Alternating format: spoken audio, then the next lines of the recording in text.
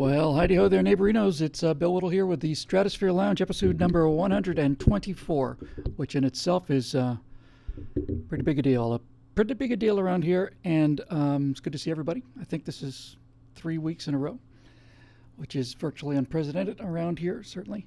I have got a lot of stuff to cover. I'll tell you right off the bat, I haven't had a chance to check the questions yet. I've been editing like a monkey since PJTV went away. I mean, like a monkey.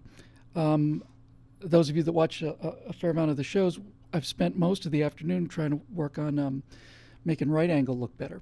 And it only just really occurred to me. Scott was doing the preliminary assemblies. And as it turned out, I just discovered now that we're all shooting in different time code bases, which is one of the reasons why the sync has to be done by eye. And it's one of the reasons why it looks a little funny. So we're going to get all that resolved for next time. But I've been just busy. I've been in this chair. I haven't left this chair in 2 weeks, I think. Been crazy busy. I think I've mentioned I didn't get a chance to go to Coeur d'Alene for the 4th of July. I missed that on account of me working here to save the country. But I'm actually kind of serious about that because we're just swamped. But that's good. High class problem. By the way, speaking of high class problems, I thought I'd show you guys our bitchin' new membership t-shirts.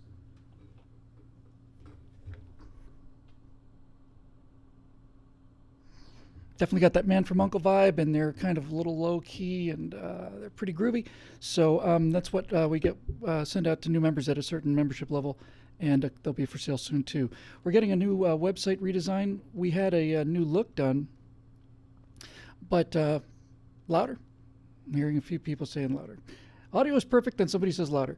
I'm going to stay with the way it is now. We are going to get the thing redone kind of from the ground up. It's funny how fast things change, and what looked really good just a few years ago or even a few months ago is really almost out of date now. But I know everything's a little scattered tonight. That's okay. I'll pick up the questions and start feeling a little better about it. But really, one of the truth is I've often said it's like running this thing is kind of like going down and spinning the plates, just keeping all the plates spinning, running back and forth. But the fact is, we actually do have a couple people now, not anybody who's an audio engineer or anything useful like that. But we do have Carla, of course, who's been running the office and just really turned this into a company. It's about a year now. And I'm going to actually introduce her a little to all you guys, because she's going to be doing some posting, and we don't want anybody to think it was a sock puppet or anything. And then in the back, we've got Neil, who's doing our social media, and it'd be good to see him. You'll be seeing some of him as well, so that they can post directly. So just to give you a quick shorthand on what we think is going to be happening pretty quickly here is we got an assistant editor, great kid, but we're probably going to need a night editor. So right now I'm doing all the production, and I'm doing a little bit of the promotion. As Neil gets smarter every day and working more and more on it, I should be able to just finish the videos, and then he'll just take them and run with them. He'll post them where they need to go and do all the links and all the rest of it. That would be a big relief, because right now I not only have to produce them and be in them and edit them, I also have to upload them, and then I have to cross promote them, and I have to put them on Facebook and put them on the website, which I don't want to sound like I'm complaining about. But it would be nice to get that out of the way. I've had a couple people say the volume's a little low, so here we go. I'm going to give you a little more volume. Maybe that's a little bit, but it does seem a little low, I have to say. You know what? Here, let me just see. I don't know if these levels are any good. It's probably going to blow everybody just right out of the water. Let's just try this a little bit. They've got this, let's see, now that's probably a lot bigger. They've got this auto... so many of these auto things are really great for amateurs, but they're really tough for professionals. If we had some professionals around here who knew what to do with them, I'm sure it would be really useful. No, but seriously, it's like the color correction, and the camera's constantly making adjustments, trying to get the best image, and that works really well for most people. And same with the sound, but if you really are doing it professionally, it's very hard to get things consistent and the same here. I just want to check one thing here. Okay, auto white balance. That's actually much better. Anyway, so we're actually starting to bring some people up and starting to get up to speed a little bit, and that's all good news. Let's see what else we have on the table here.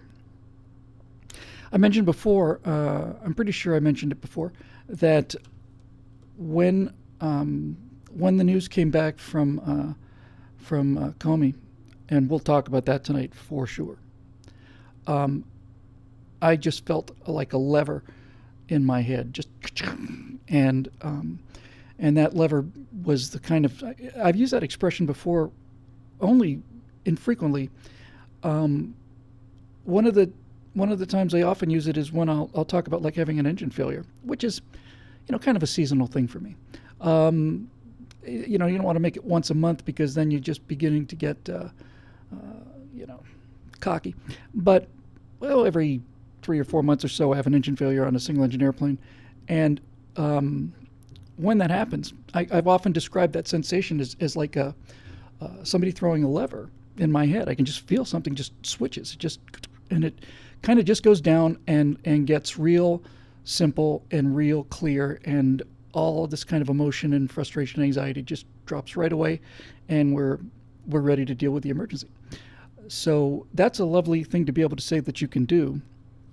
And no fooling. I've never kidded you guys yet. Not in 12 years. I've always was pretty much told the truth. But I will tell you this: when I saw that Comey listed an hour of charges and then said we're not going to go looking for charges, I felt that same sense that when the engine would fail at a bad time, and I felt that kind of sense of, okay, now it's a real emergency and it's time to focus.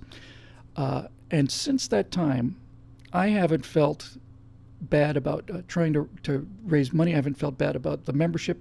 I always felt I think like most of you, it's very hard to ask people for money if you come from a certain kind of background, and it's also harder to ask them to do it when the product that you're selling is you. It's not like you're asking them to spend money on a pair of shoes. You're the product. And I just had this realization when I realized the magnitude of this cover-up and how blatant and bald-faced it was.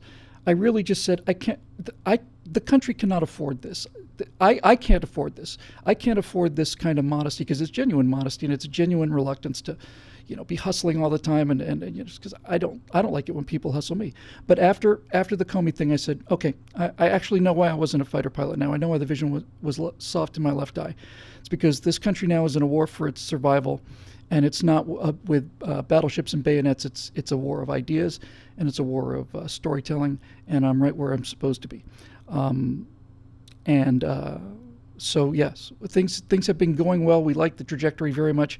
We are making a push in our newsletter to get to another 2,000 members, and then things will be really cozy. So we're about an eighth of the way now. We've done one promotion, and we're maybe a sixth of the way, something like that. So I'm very happy and very, very, very grateful, needless to say. And anyway, as more and more people come online, I'll be able to get more and more of the content monkey stuff handed off to the monkeys. I was a monkey for quite a long time. Then after that, I can start working a little more on the content and stay with the stuff that I'm presumably better at, or at the very least, it's harder to train a monkey to do. That doesn't necessarily mean it's better, but it's harder to train a monkey to do. So, by the way, last thing I'll say just flew into my mind here. I saw our friend Viper 6 is here. I was talking to somebody the other day, Foghorn, about this. Told the story again. I've told that story, the story of that day with that naming ceremony down there that night. Really, I've probably told that story 100 times now. And I had somebody I talked to last night got a chance to tell it again, and I just wanted to tell you and any of the guys that might be down there, that was in fact the best time I ever had. Ever. It was the best day of my life. So thanks again for that. So we're going to do questions live from Facebook, because I didn't have time to copy them down and write them this time. However, before we do that, I want to just kind of talk a little bit about the whole Comey Hillary thing, because last week I was saying, he's blinking out code, and I nearly went with, I actually wrote a draft of the firewall that was basically that he was just blanking out the message like that POW was. And David Horowitz persuaded me not to do that, and he was absolutely right. He said, you're at your best when you come in with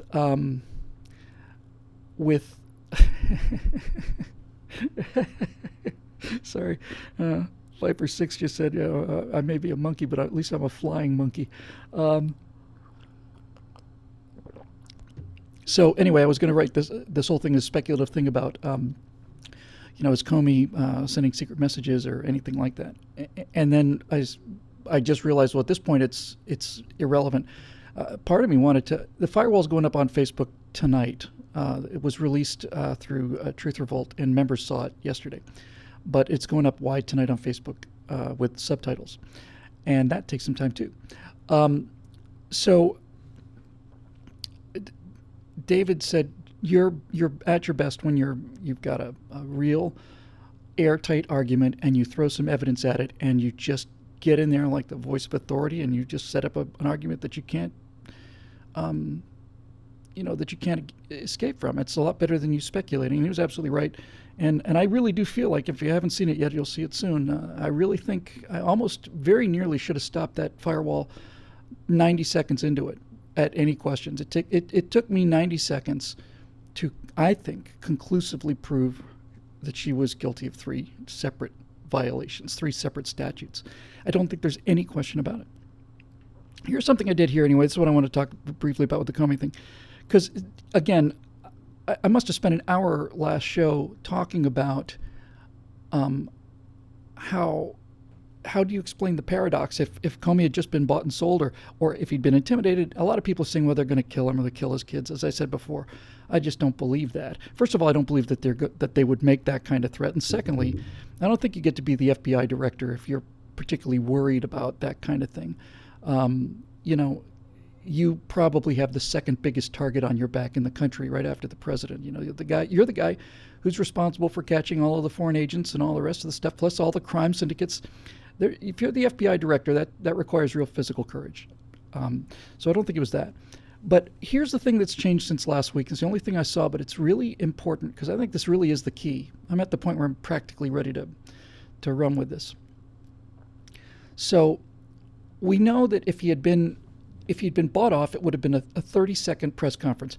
Ladies and gentlemen, good afternoon. After 2 years of review and certainly the uncovering of some irregularities, we at the FBI found no evidence of any criminal intent and no evidence of any criminal charges, and so therefore we're recommending to the Justice Department that the investigation be closed and that we don't proceed any further. Any questions? That's the they got to us press conference. And that's not what he did. He spent an hour making the case, and he was speaking in code. And in the firewall, I mentioned one of the codes he said that I didn't realize was code until Giuliani decoded it for me. He said that she had behaved extremely carelessly. And I thought, oh, isn't that a euphemism? Thanks, man. It's high treason and incompetence and all the rest of it. And it's highly, extremely careless of you. My friend Steve Green immediately fired off a tweet. I think it was like John Wilkes Booth, charged with being extremely careless with his pistol.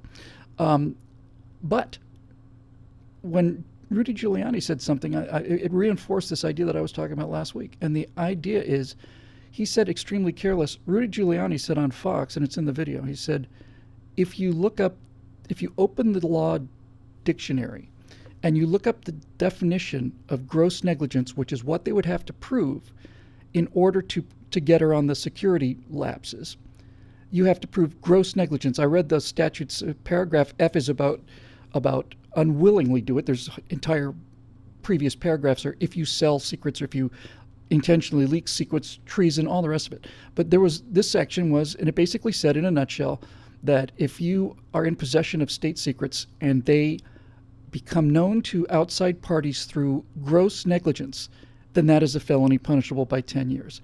And so when Giuliani said that if you open up the law dictionary and you look up the definition of gross negligence, the words you will see there are extreme carelessness. So he's handing anybody who's paying attention, he's handing them that charge. He said, yes, we found that she was grossly negligent with her handling of the emails.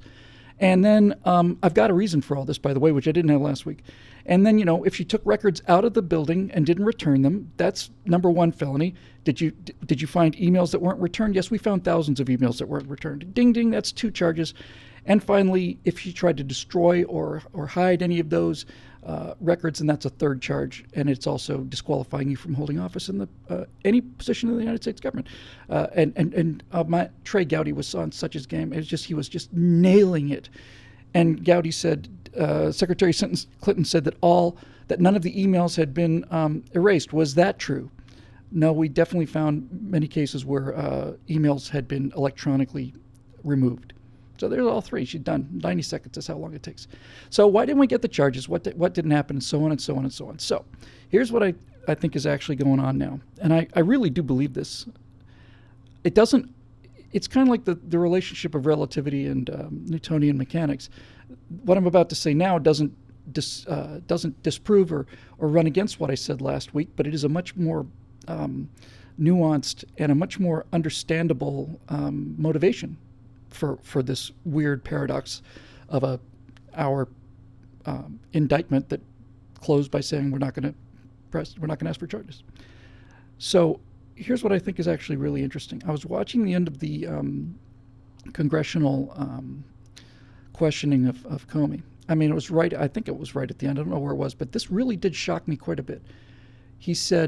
Somebody said, well, Director Comey, you've told 9 of us now that there's all kinds of evidence, and yet you refused to recommend charges, saying that no sane prosecutor would take the case. Will you not look into charges of what do you think about the case that she lied directly to the FBI and to Congress, one time under oath and one time not?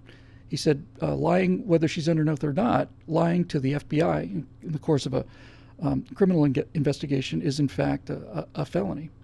And somebody said, well, are you going to ask for charges in regard to that? And he said, now this is where it gets fascinating. He said, I have not been asked to do that. It was a version of that, but essentially what he said was, I don't have a mandate to do that. And this is how the federal government works. It seems pretty obvious that you would just do this, but you actually kind of want these controls. He didn't have carte blanche to just go out there and make a case. He was investigating the email scandal. He was looking at all this other stuff. So here's what I actually think happened. No one has been prosecuted for this kind of a security lapse at that level. Everybody talks about Petraeus, but what Petraeus did was, I think, much smaller than this. Obviously was much smaller than this. But Petraeus wasn't convicted. He pled guilty, but there was no trial.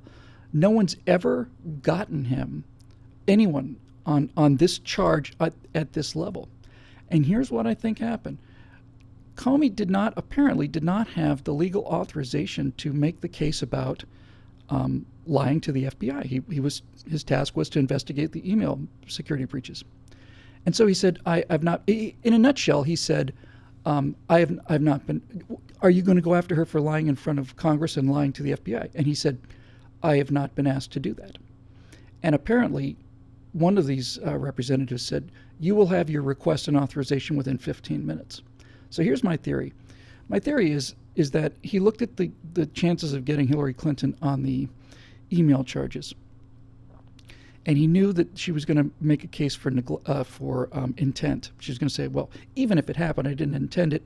Doesn't matter. The statutes don't say anything about intent, but that would be her defense. And I think he looked at it and said, okay, look, first of all, I've been told by Justice Department that they're not going to take the charges or whatever. One of those two things happened.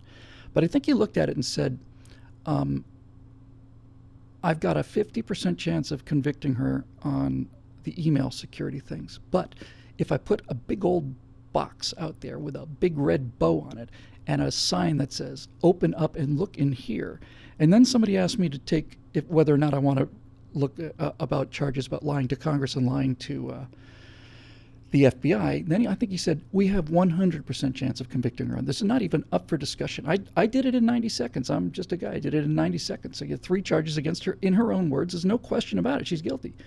So I actually think that what he did was he simply delivered a package to the door of either the Congress, the American people, the press, whoever, and said, if you open up this box that I've just constructed, there's all kinds of interesting things in here that I'm not allowed to talk about because I'm limited legally by what I can, the area of my investigation is. So I think, I really do think that that's it. I think he looked at it and said, we've got a decent chance of sticking her with these charges that we've been asked to look at, but we have a 100% chance of getting her on lying directly to Congress, lying under oath, and lying to the American people, and lying to the FBI. And I think that's it, because that case is airtight. That case is the case that I made in 90 seconds. I just keep saying I made it in 90 seconds only because anybody who looks at those statutes and listen to the testimony says, there's no question she's done. There's no question. It's obvious. There he is saying, if there were any emails on that server that she had not turned in, she's guilty of a felony. And he said there were thousands of them. Nothing to do with security or intent or anything. She's guilty of a felony. No. And if she tried to destroy them, then she's guilty of a second felony. And that is, as I say, disqualifying from any job in the U.S. government. And the second he said that, yes, emails had been electronically erased, that's count number 2. And he comes out and says, here's your gross negligence, because she wasn't grossly negligent. She was extremely careless. So I think it's a no-brainer. And now the question will be, will Trey Gowdy or anybody else run with this ball? Somebody's going to run with it. I've heard people say, we're not finished with this yet. And we'd better not be, because whether we succeed or not in bringing charges against her, I would feel better about the future of the country if I knew that we gave it everything we had. We are in this trouble because of 2 things. The country's fallen apart because, number 1, there's no press. There's only 2 people that have there's only 3 entities that have any ability to stop Barack Obama. One of them is the press. And when I say bomb, I mean the whole progressive thing with Hillary and her graft machine. If there's a press corps, then none of this happens. Or if it does happen, the second it breaks, it's over, because it's like Abu Ghraib, right? It's on the front page of the New York Times every day for 53 days consecutively. So that's number 1. Number 2, Congress has power to stop him. And my naive understanding was, if we get out the vote in 2010 and we retake the House, then that's the end of his ability to do things, because he can dictate all the laws he wants to. The law has to come from Congress, funding has to start in the House. And if you own the House, you really need 3 things to make a law. You need the House, the Senate, and the President. And if we have one of the 3 things, we've broken the chain of the way that laws are created under this system, and we've stopped Barack Obama in 2010. So we got the House, and the House didn't do anything. And when he started doing little things like this, as I mentioned also in the video, the reason he thought he could get away with it is because he has gotten away with it. She has. All of them have. When he starts doing things like Obamacare is going to begin implementation January 1st, 2015. And then he simply, a few months later, comes out and says, we're actually not ready yet. So we're going to make it, instead of January 1st, we're going to make it July 1st. You don't get to do that. That's not... It's not, you can't do that. You can request legislation to delay this bill, but the bill has a start date in it, and you don't just get to voluntarily do that. So everything he's done that, Fast and Furious, Benghazi, the whole thing, he's been testing to see what we'll take. And we'll take all of it, apparently. So even when we flip the Senate, now we've got the House and the Senate, and they still won't stand up to him. Mitch McConnell says impeachment is off the table. Why?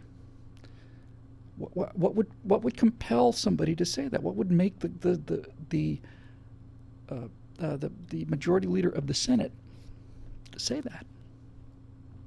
You would think at the very least, even if it was off the table for whatever reason, as if we don't know the reason, because we do know the reason. Mitch McConnell said it would be it's off the table with Obama because they don't want to impeach a black man. they'll call it a lynching, and we're going to get to this now because this is the next firewall.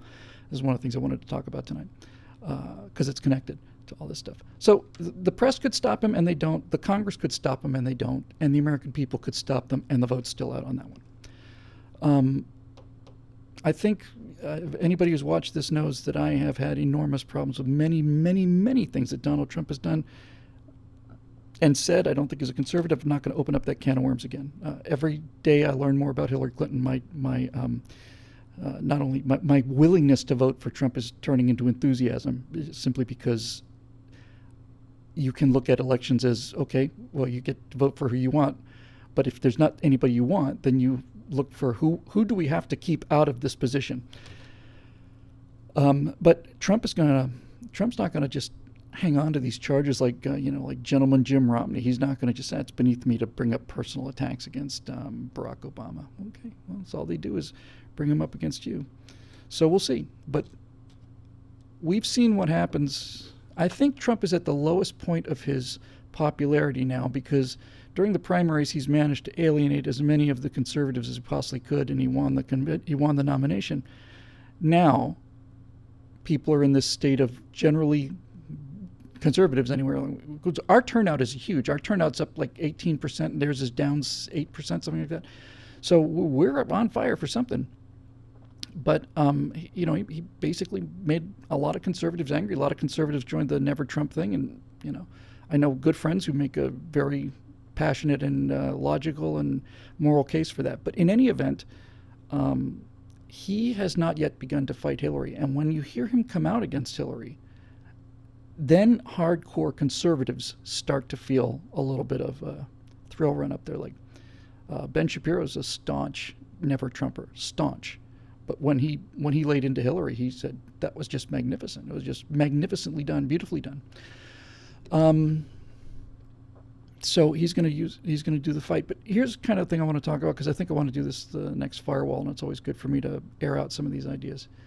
And that issue is, we know why the Republicans didn't stop Obama, but we don't know the details of the why. We know that they didn't stop him because they didn't want to be accused of being racist, and that is the primary motivation for everything that's allowed. And that's why he's been such a perfect candidate for the progressives. He's immune. And that's why they run up this whole race war stuff, because that also immunizes Barack Obama against attack. Oh, you Republican, you vicious, hateful Republicans are just out to lynch him. You can't stand him because he's black. How many times have we heard that? I've heard it a lot. And it's worked for 8 years. But David Horowitz had a term, I think it's a really good term because it gets really to the heart of the matter.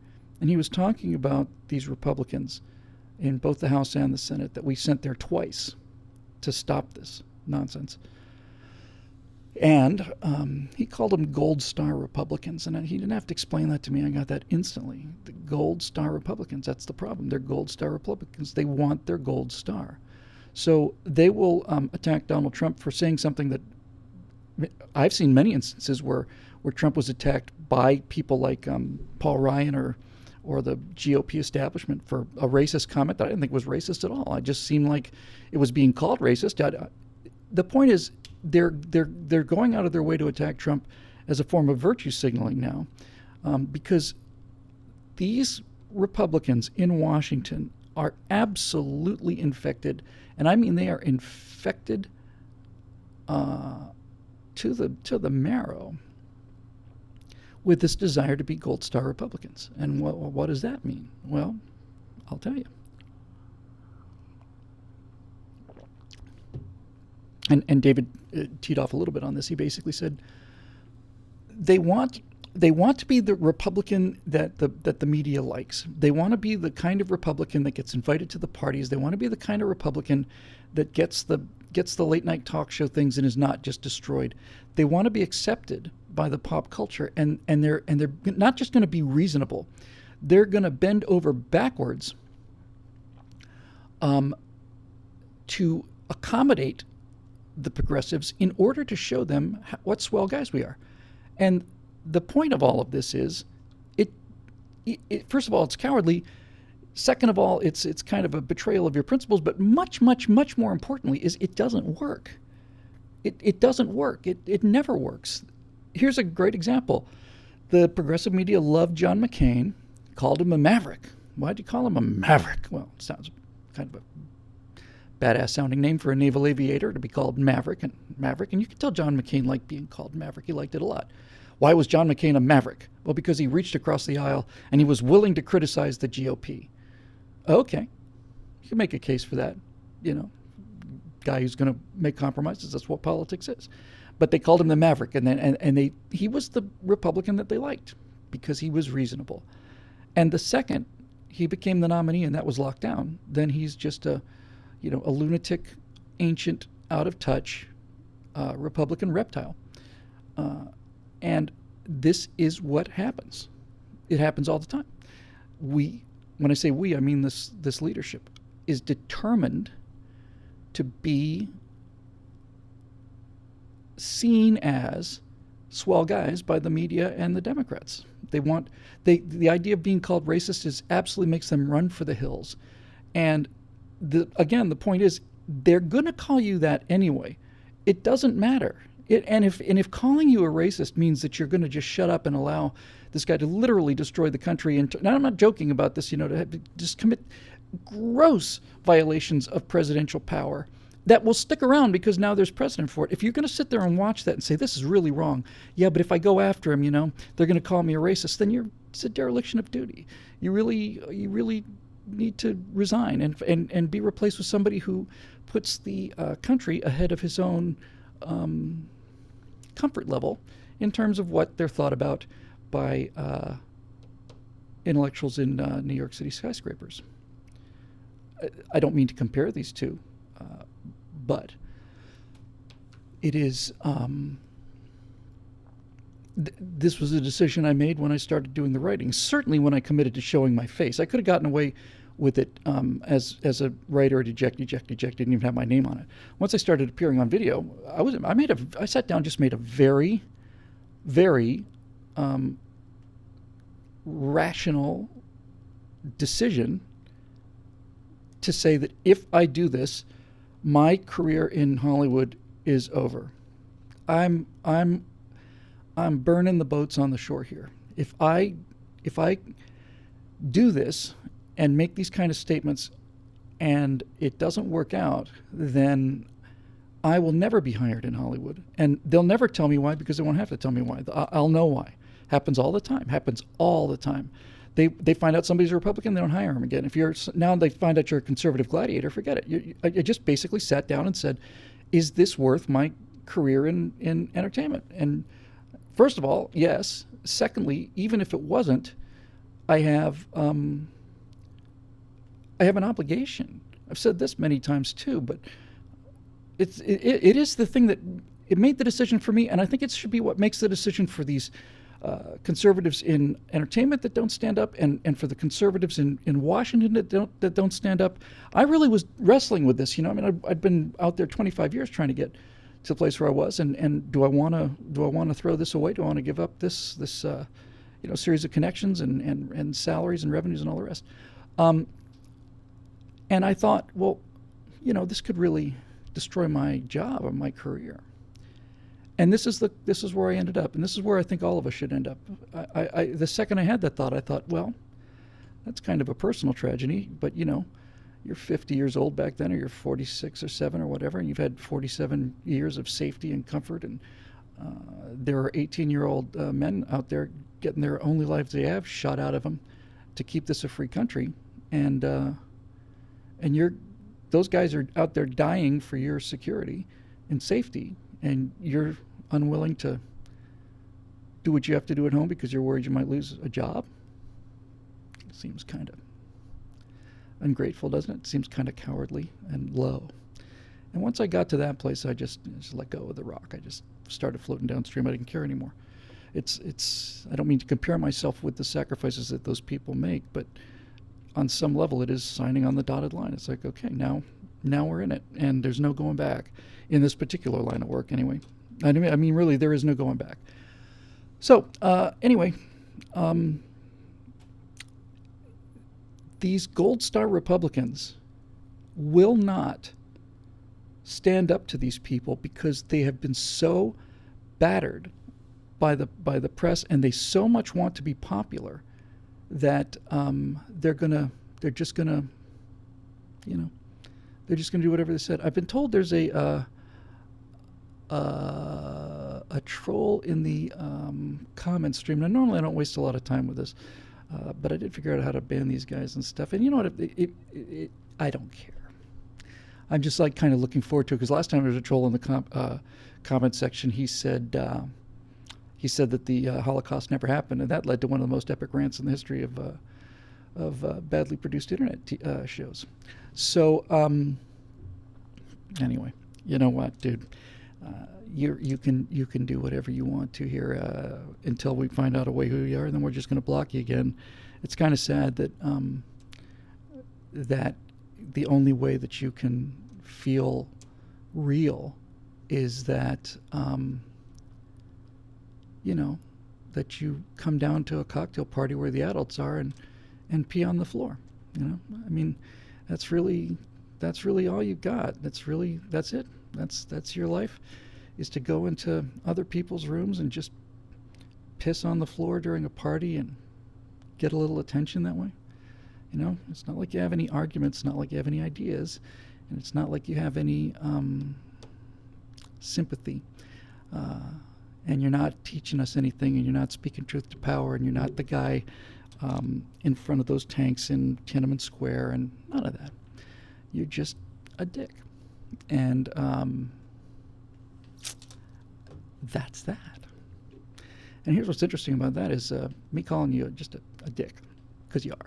It'll be seen by thousands of people, and your comments here will not be seen by more than 50 or 60. Yeah, anyway, that'll be fun. I might just go and see what the actual questions were, because I think it pretty much wraps it up. But this Gold Star Republican thing is in fact the problem. And what do we do about it? What do we do? Well, who's willing to stand up? Now, it's funny, because when Trump became the nominee, and Trump came so far out of left field, if you'll pardon the expression, that he was the outsider. But I think, Ted Cruz called his party's majority leader a liar, because he was a liar. And he also stood up and he filibustered against Obamacare. Ted Cruz is one of 3-4 people that I think are out there that are actually standing up, and I could probably list them right now. Ted Cruz, Rand Paul, Louis Gohmert, and Trey Gowdy. Pretty much it. Those guys. If we had a Congress made up of those guys, then these clowns wouldn't get anywhere, because these guys don't care. And this is the point of the second half of that firewall, and that is that a line I like a lot is, when this fix is so obviously a fix, when it's so obviously a fix, and it's in front of everybody, and there's a meeting on the tarmac. A line I cut from that firewall was, they're so arrogant and so filled with contempt for us that they don't even have to do their secret meetings in secret. They can have their secret meetings out in front of everybody, in front of TV cameras. That's how much contempt they have for us.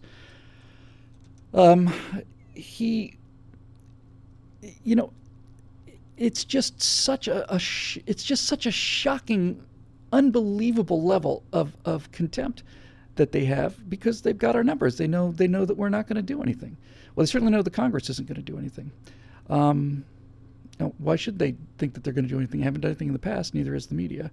And like, I actually felt the conclusion of this firewall was how I felt when I was telling you about it. Came in and I felt that lever flip in my head. I was like, oh, so we don't even have an FBI anymore? We don't have I know we haven't had a Justice Department for 8 years. We don't even have an FBI anymore. We hear from all of my friends in the military about the generals and the admirals in the Pentagon and how politically correct they are. And I've said a few times to some of these high-ranking people, I've spoken to major generals about this, and I would say, with all due respect, sir, but don't you think at some point the country's more important than your career and your prospects? And the response that I got from them was not one that I expected, but I actually do believe them because some of these people have great personal courage.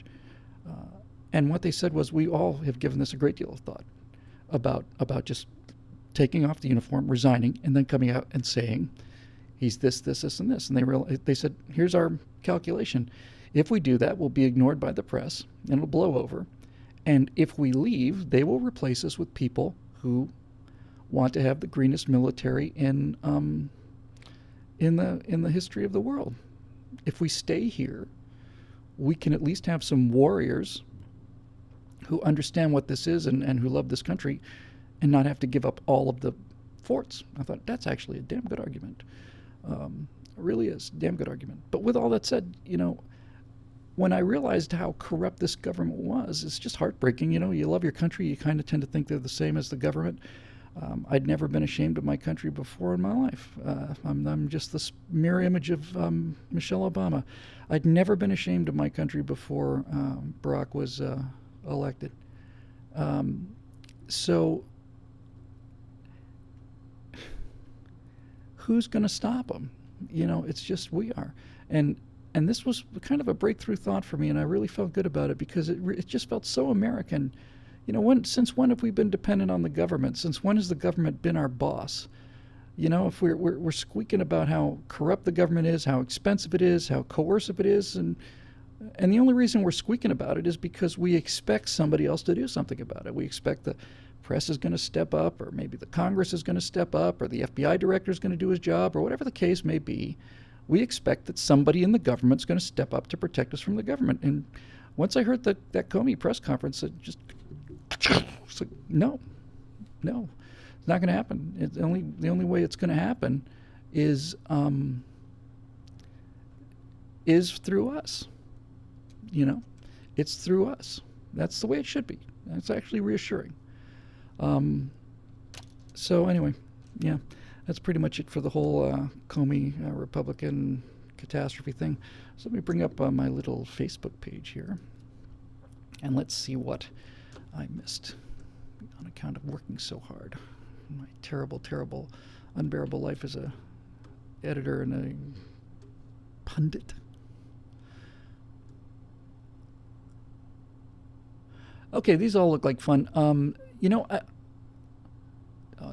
gotta refresh this page surely. I'm looking at the wrong comment section. There we go. Let's see. I'm just going to go with the rankings. The comment. Has anybody else noticed that the comment section in Facebook just doesn't make any sense anymore? It used to be ranked by order, and now it's ranked by something else, and it's not ranked chronologically or anything. But we'll just go down the list. Thumbs up. Here's Ryan Castle. He says, "How do the helicopter parents of the millennial generation fit into RK?" We haven't talked about RK for a while. If everybody drink, by the way. If parental involvement is typically a K-type trait, and helicopter parents who plan play dates and have every safety device imaginable, won't let their kids play out in the mud and get dirty, etc., are so involved in their kids' lives, why is my generation turned into the R generation? Ryan, I think off the top of my head here that you're equating what these helicopter parents do with good parenting. You're equating it with people who are good parents and who really engage with their kids and are doing that kind of K selection of, raising fit offspring. But in my opinion, this kind of overprotective parenting is actually a sign of extremely poor parenting. I think it's a sign of it in many cases, and I've seen these cases with my own eyes. I would describe it as a form of child abuse. I've seen children who are so coddled, not just coddled, actually encouraged to have temper tantrums and stuff that this is not K-type parenting. K parents, competitive parents like wolves, for those of you who are new to this giant substrata of the Stratosphere Lounge, the foundation that I've talked about so many times. But there are two reproductive strategies rather, that are successful, and you can isolate them as the R strategy, which is the reproductive rate strategy, and R species would be like a series of bunny rabbits. They don't have to make more fit bunny rabbits because there's plenty of clover out there. All they have to do is make as many bunny rabbits as they can. That's their strategy. Versus wolves, who are in a much more limited environment in terms of food and resources. So since there's so little food and resources out there, they don't it doesn't make sense for wolves to have as many pups as they possibly can. They're just going to starve. The wolf strategy is to make their pups as capable as possible, make them good hunters and make them cooperative and teach them how to do these things. That's exactly what wolves do. So basically what he's saying here is it looks like these helicopter parents are doing all of this wolf-like kind of attention to the young, but I maintain it's just the opposite. I maintain that the one thing that you have to do if you love your kids is you got to love them enough to let them go, right? I mean, and this wasn't a tough decision, you know. When I say let them go, I mean, I'm just talking about the kind of stuff that happened to us every day. I mean, it was just every day, and it was just not, it just, you didn't even think about it. And what I mean by that is, Mom, I'm going out to play, or I'm riding my bike, or I'm going over to Steve's house or whatever. Okay, be back by dinner at 7. Okay. Gone all day, you know, on a Saturday. Do they know where you are? Nope. They don't. They don't have a clue. They just know you're going to be back by 7. And if you're not back by 7:15, they get a little angry. And if you're not back by 7:30, they get real angry. If you're not back by 8, then they start to get worried. I don't think this is fitness parenting. I think fit parents love their kids enough to be unpopular. That's another thing. I don't think these people love their kids enough to be unpopular with them. There's a big theory that goes out there, and heard it before, and it basically says the greatest generation was in fact the greatest generation in terms of what they accomplished, but in terms of parenting, they were maybe the worst. There's a lot of evidence for this, including my own father and many other cases I've heard. And basically what they're saying is, okay, these kids, my dad was born in 1925, and he grew up in the Depression. Well, the Depression was going on while he was growing up. He saw neighbors eating out of garbage cans. So you've got this whole incredible hardship and this incredible, fear and humiliation and all that other stuff in your teens, or you're even younger. And then the next thing you know, it's 1941, and now you're all going to ship off, and you have your choice of whether you want to get killed in the Ardennes or whether you want to get killed on Pacific Island. That's pretty much your choices. And it made them very tough. The Depression made them tough, made them tough soldiers. I think one of the reasons the Japanese attacked us was because they thought we were the 1920s roaring generation of people just wanted to sit around and drink champagne out of women's shoes. But turns out the Depression really hardened this country up a lot. And so I certainly don't blame them for this, but it's not hard to imagine that if you spend your youth, I mean, my dad was, he was at the Nuremberg trials underneath the gallows. He was 19 years old. He was standing there with a stopwatch. And that was extremely cush compared to the things that some of those people came home with. And so if your best friend is lying with you in a foxhole or on a beach someplace, and you turn to him and then you're just covered in a pink mist where he used to be, it's going to have an effect on you. It's going to make you stoic. It's going to make you stuff those emotions. You're going to have to learn how to get those horrible emotions under control, because you cannot afford to break down. You can't afford to have a sensitive moment. You got a machine gun nest that has to be taken out, so you have to man up and do it. And they learned how to do it. And they learned how to do it really well, and they had plenty of reason to learn how to do it, I think, the greatest generation. And when they came back to America, it seems to me that they got what they deserved, and that is it seemed to me that they just wanted things to be quiet. They like Perry Como and Lawrence Welk, and the music was not even the jazz or the swing of the 40s. The 50s music and stuff was this kind of easy, kind of instrumentals, and they didn't want any loud noises, and they didn't want any stress or strife. They didn't want any of that. And I keep saying they deserve their right to do that, and I'm not walking back from that statement. Go out and save the world. You pretty much have a right to do whatever you want to, I think.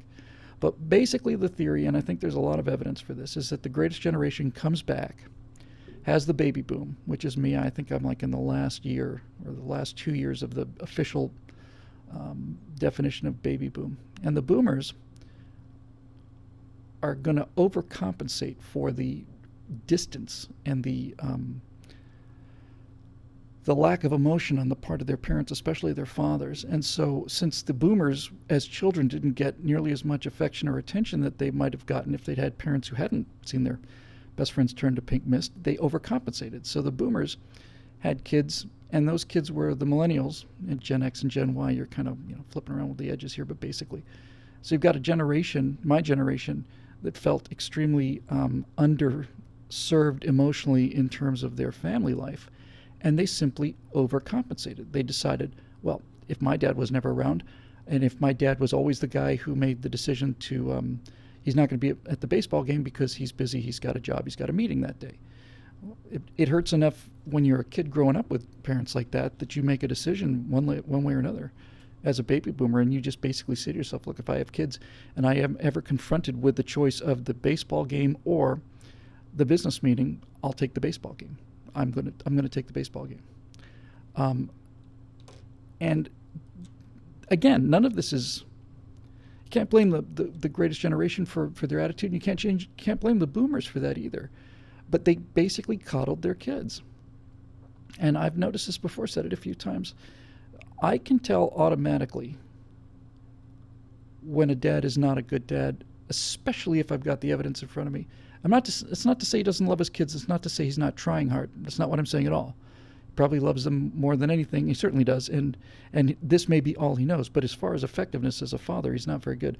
If you hear a kid screaming at the top of their lungs on an airplane right behind you, or on the floor, literally on the floor, having a temper tantrum in Walmart because they didn't get the toy that they wanted, and the first thing that the father says is, "What's the matter, buddy?" And there's your problem. These parents, these boomer parents, wanted to be their kids' friends. They wanted to be friends with them. Part of them is they didn't get the childhood they wanted, and they want to bond so close to their kids that they're going to be friends. You can't be a kid's friend and his parent at the same time. You just can't do it. And so, to go back to the question, by the time you get to the millennials, you're probably 2 generations into this kind of overcompensation, where the entire idea of a play date is repugnant to me, and I think it's child abuse. You cannot.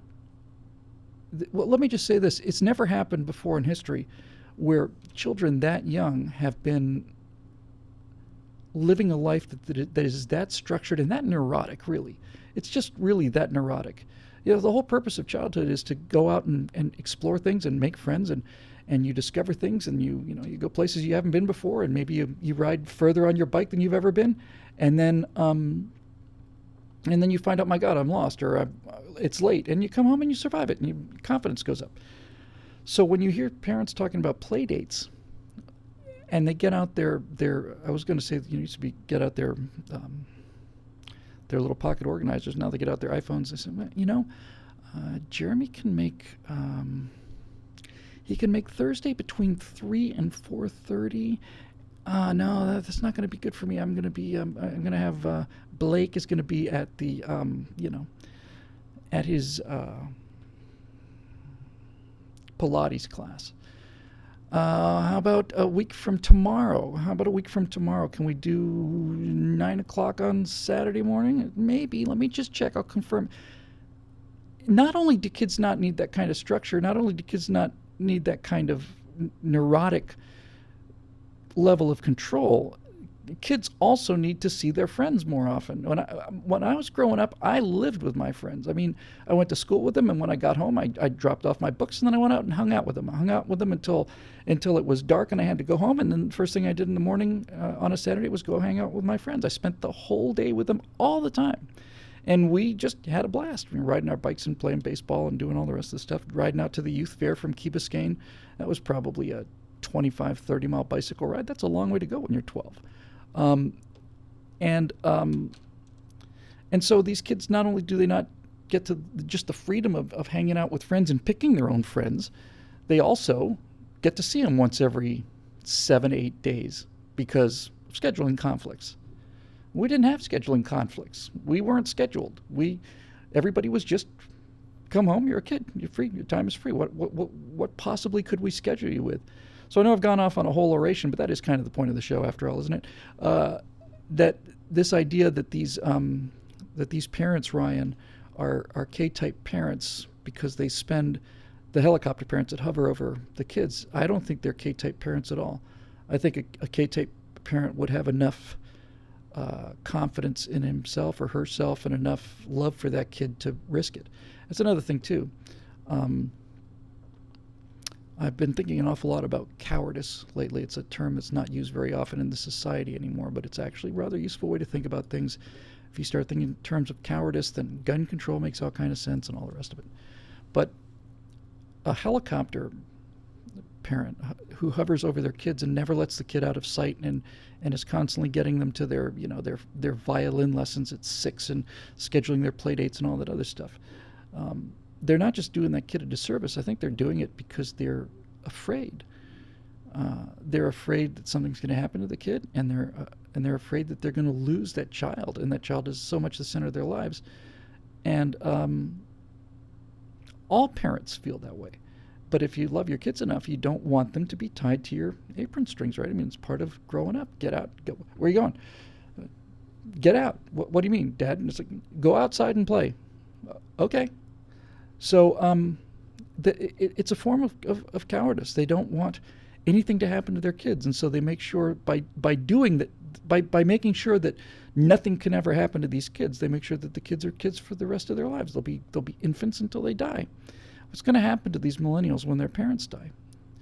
Well, we know what's going to happen. They're going to turn to the government to be taken care of, and that's why we eliminated all this stuff. That's why we had all of these programs like self-esteem movement and all the rest. When those kids are incapable of fending for themselves, they turn to their parents. Doesn't matter if they're 40 or not. And when their parents aren't there, they're going to turn to somebody. And guess who's going to be standing there ready to go with us? Just a little tiny form to sign on a clipboard saying, "Be happy to take care of all your problems for you. We'll provide you with free health care. We'll provide you with free college. And we'll provide you with free housing. We'll provide you with free transportation. And all we ask in exchange is that you vote for us every 2 years and that we get to take all of the money you make when you work. We get to take all of your work effort. We'll take all of it in taxes, and we'll give you back 15 cents on the dollar." Wow. Okay. So anyway, moving on here. What are we doing on time? We're good. Dan Randolph says, let me see here. Given the lawlessness we've seen in just the past 2 weeks, would you now be willing to consider an Article 5 convention of the states to limit the power and jurisdiction of the federal government?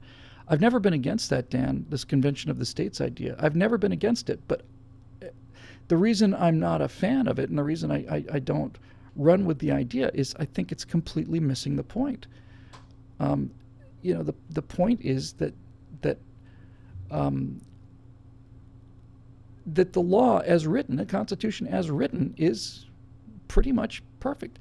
And if you and all of our problems come directly from departure of those things, 17th Amendment and all that whole story, and the 16th Amendment income tax, all that stuff. It's all a departure from the original Constitution. And we just don't follow the law. If we followed the law, then changing the laws would be a good thing. Now, I do get the case that you might want to call an Article 5 convention to overturn the 17th and 16th Amendments. That'd be what my amendment would be. My amendment would be the 16th and 17th Amendments are hereby repealed. That's my 28th Amendment. That would solve our problems overnight. Well, it wouldn't take overnight, but yes, that would solve our problem. Just pull those two out and we'll be fine. So look, anything that'll work, Dan, works for me. I just see these progressives gaming everything. I mean, gaming things. They don't show up to rallies. They pay people to show up to rallies. They bus them hundreds of miles to other rallies, and they pay them cigarettes, or they get them food, or whatever. They don't play fair, and I'm very concerned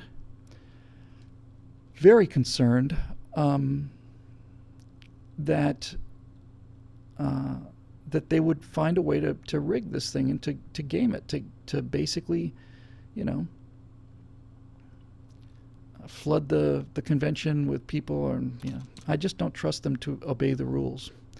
And they're going to get the world that they want. They're going to get a world where the law is just disregarded and it's whatever you can get away with, and they think that'll be awesome because then they can have all the drugs they want and all the illicit relationships they want and all the rest and all the power they want. But the one thing they're not thinking through is Um, if the rule of law goes away, if people stop believing in the law because of their permissiveness and their coddling of, criminals and their lust for power, if the laws go away, then guess who's going to do better in terms of survival? It's not going to be the college professors who shriek and call 911 when there's a spider in the tub. The people that are going to do better if the law goes away are the people who really defend themselves and are armed and ready to use them.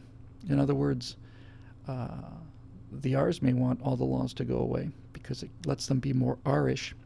But if the laws go away, there aren't going to be any R's anymore. If the laws go away, it's going to be nothing but K's. All right, moving on. Cheryl Twomey, our friend Cheryl, is next. Cheryl, good to see you. How are you? Always appreciate all the kind thoughts. Thoughts on the surprising plot twist of George Takei not approving of Hikaru Sulu being gay in the new movie? Do you think he's correct that it wouldn't fit Roddenberry's vision, or do you think his position is unsound? Well, first of all, I think it's incredibly disrespectful to that actor. I don't know his name, the guy who plays the new Sulu, who is a really kind of a cool character. I think it's incredibly disrespectful to tell him after 2 movies, I don't know if he got the message before the 3rd movie, but basically after you've done 2 movies, maybe even 3, and you say, oh, guess what? Your character is gay. You could have said, guess what? Your character is a Wiccan. And an actor would have a perfect right to say, well, it would have been nice if you told me that while I was developing the character. Now that I've got, 6 hours of Sulu on film, now find out that he's gay. So there's, just in terms of the unprofessionalism of it towards an actor, that's a one level. I think, though, look, I don't think there's anything question about it. The guy who's playing Sulu doesn't want Sulu to be gay because he's not gay. And he sees that this is a political ploy that's got nothing to do with the character. It's got nothing to do with any of the story arcs they're going to develop. It's a sort of it's virtue signaling, right? It's virtue signaling. It's like the guy who played Sulu is actually gay, so we're going to make Sulu gay to show everybody how progressive we are and how open-minded. Well, so Sulu's got a relationship with a man now, and they've got a kid together. Great. Okay. What does that say about Sulu the father, who's gone off on a 5-year mission, and presumably left his partner and his kids at home? It's just stupid. It's stupid. It's not as stupid as making the Ghostbusters female, but it's almost that stupid. And it's done for the same reason, by the way. They spent a lot of money on this Ghostbusters. It's a pre-flopped show. It's one of these movies that have been pre-flopped. I think it's going to be a gigantic flop. And the reason it's going to be a flop is because chicks can't carry that particular kind of fraternity bathroom humor. I don't buy it. Nobody buys it. Nobody believes it. Women don't hang out that way. Women don't tinker in the garage and come up with plasma cannons. I'm not going to say, I was about to say I'm not going to say that never happens, but it never happens. Doesn't mean women can't be good scientists, and it doesn't mean women can't be good engineers, but that kind of thing, that kind of boyish kind of wasting your time, we're going to build a protoplasm trap. It's 1 in 100 females maybe are females. I keep saying I mentioned this before. I guess that's just a product of doing 124 shows. I should get out of the habit of doing that and just take it as read that I'm going to have to repeat some of these things, obviously. But ladies, if you're looking for eligible men, you need to hang around airports and look for pilots. And gentlemen, if you're interested in meeting eligible ladies, you need to go to equestrian centers and watch the horsewomen, the equestrian events. Because the male population of pilots, I think, is 93%, and I'll bet you it's very much that way in the inverse for any of these equestrian events. And both of you are looking for trouble. Pilots are cantankerous people who don't know how to express emotion. They've got these positions that they've been dug into, and they won't budge no matter what. And you can sit there and watch 2 men in their 80s talk about whether or not it's smart to run lean of peak in terms of the mixture of your carburetor, your fuel and air mixture. And one guy will say it's better to run lean of peak, and another guy will say it's worse. And they've been arguing about this for 40 years, and neither of them has budged. This is why my favorite joke is, what do pilots use for birth control? And the answer is their personalities. So even while there's a lot of men there, ladies, like they say about Alaska, the odds are good, but the goods are odd. And gentlemen, the same thing's true for equestrian events, by the way. It's a different kind of thing. I think a lot of pilots are not terribly great life partners because I think they tend to be so independent and so... That's the thing I like about them. It's the thing I like about me. And it's just like, don't tell me what to do. That doesn't necessarily make a very good husband. And conversely, guys, if you decide to go to the equestrian events, you're going to meet women who are very driven, and many of them are just strikingly good looking. They're all pretty much fit. You have to be if you're going to be jumping this giant beast across, all over these poles and things. But my experience with the women in equestrian events, I don't mean to make any enemies here, because if you're into equestrian events and you're watching a show, I'm obviously not talking about you. But my experience with them is they're very neurotic, extremely driven, very harsh, and very, very, very severe when it comes to this kind of thing. I've seen a couple of women that I knew just turn into, killbots when they're in that competition. So anyway, so look, it's not fair to make Sulu gay. It's not fair. And it's not fair to make Artemis Gordon, James West on the Wild Wild West. It's not fair to make him black. It's not fair. It's not a question of they're stealing our culture. It just, I stopped believing in it. You could barely convince me, if those of you who don't know the Wild Wild West, you're really missing out. You could convince me that there were two extraordinary Secret Service agents who led this extraordinary life in the West, two men who had been soldiers in the war and now were gunslingers and had all the physical skills and all the rest of it, but you cannot convince me that one of those guys is black. I just don't believe it. And I know Artemis Gordon. If you'd started off with a whole new story, I'd be fine with that. I wouldn't care. I saw Hateful Eight, which I was prepared to despise. I thought it was terrific. I thought it was just terrific. And you've got Sam Jackson in there, and you've got Black Cowboys. Fine, that's fine. That's great. I didn't have any trouble with that at all. I bought the whole thing. But don't tell me that somebody I've grown up with is now this. Don't tell me. And by the way, it's so interesting to me. It's a little ironic because I remember being a kid watching Star Trek and remember thinking there's something odd about Sulu. I can't put my finger on it, but there's something odd about the guy. And then I realized you go back and look at original series Star Trek episodes, the 72 classics, the 72 episodes of Star Trek, the original Star Trek, and you will see that George Takei is wearing so much eyeshadow that it's absolutely shocking. It's just shocking. He's got this silver shiny gray eyeshadow everywhere. I mean, it's if you go looking for it, it will blow your mind. And I thought, well, is that just what they're doing with the makeup department? No, Bones doesn't have that kind of eyeshadow, and neither does Kirk, and neither does Spock, none of them. But George Takei has just gobs of makeup on. He's practically weeping mascara, for God's sakes. I thought there was something wrong with that character. Never liked the Star Trek Sulu. I never thought he was much of anything. I had no idea it was gay. It didn't matter to me. It's not that he came off gay. He just came off as, it's a little... the thing with Sulu, since we dove into the nerdgasm that is the studio here, as you can see, the Gorn captain is behind me, and you can't see over there on that wall is James Kirk making his cannon out of bamboo, which is the greatest moment in the history of Western civilization, when the big brain individual from the West decides that he's going to kill this reptile monster, and he can't do it with physical strength, so I'll have to find what I need to make gunpowder and a cannon. Dan FP1 says, Wild Wild West is canceled despite great ratings. Know why? ? I don't know why. I hope I'll be able to glance over and catch the answer. So this kind of thing where you're just going to go around and it's kind of like it's like these god awful Indiana Jones and the Crystal Skull thing, or the second set of Star Wars movies. They're just so awful, and they're claiming to be the stuff that you grew up with, and it's just not right. And so I think the new Sulu, on the other hand, is terrific. I like the new Star Trek movies very much. I didn't think I would, but I like them very much. And the new Sulu is like, wow, this guy kicks ass. He's the kind of guy I would trust to see in the chair. And I never felt, that's it too. That's really what it comes down to, honestly. When the original series Sulu, when George Takei's Sulu was sitting in the chair, I said, we're in trouble. And when this Sulu, the new Sulu, is sitting in the chair, I said, this guy's going to kick ass.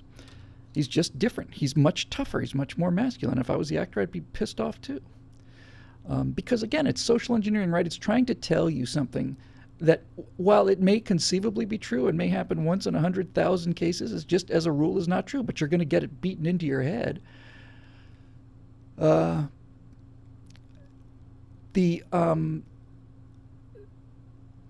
didn't quite get why the Wild Wild West thing. Maybe you can tell me after the show ends. I just missed it. Scroll past me. So anyway, you're being told these things, and when you get to Sulu, you've got the new Sulu, tough, real masculine guy, and he's no nonsense, and you don't mess around with him. He's almost antithesis of what the TV Sulu was. And now all of a sudden you're going to find out this guy's gay. Are there gay men like this? I suppose, but most of them aren't like that. It's not. It's just reality, right? I mean, it's just reality. Most gay men are not like that. You can. I'm sure if you scour the country and you have 300 million people, you're gonna have a percentage of them are gay, and I'm sure among that gay population, you can find a couple of them who would make pretty good Navy SEALs. But seriously, it's not the way to bet. Takei, to his credit, was insulted by this. So somebody says it's the actor who wanted to turn him gay, not George Takei. It's absolutely true that George Takei did not only not want to turn the character gay, but he actually opposed it.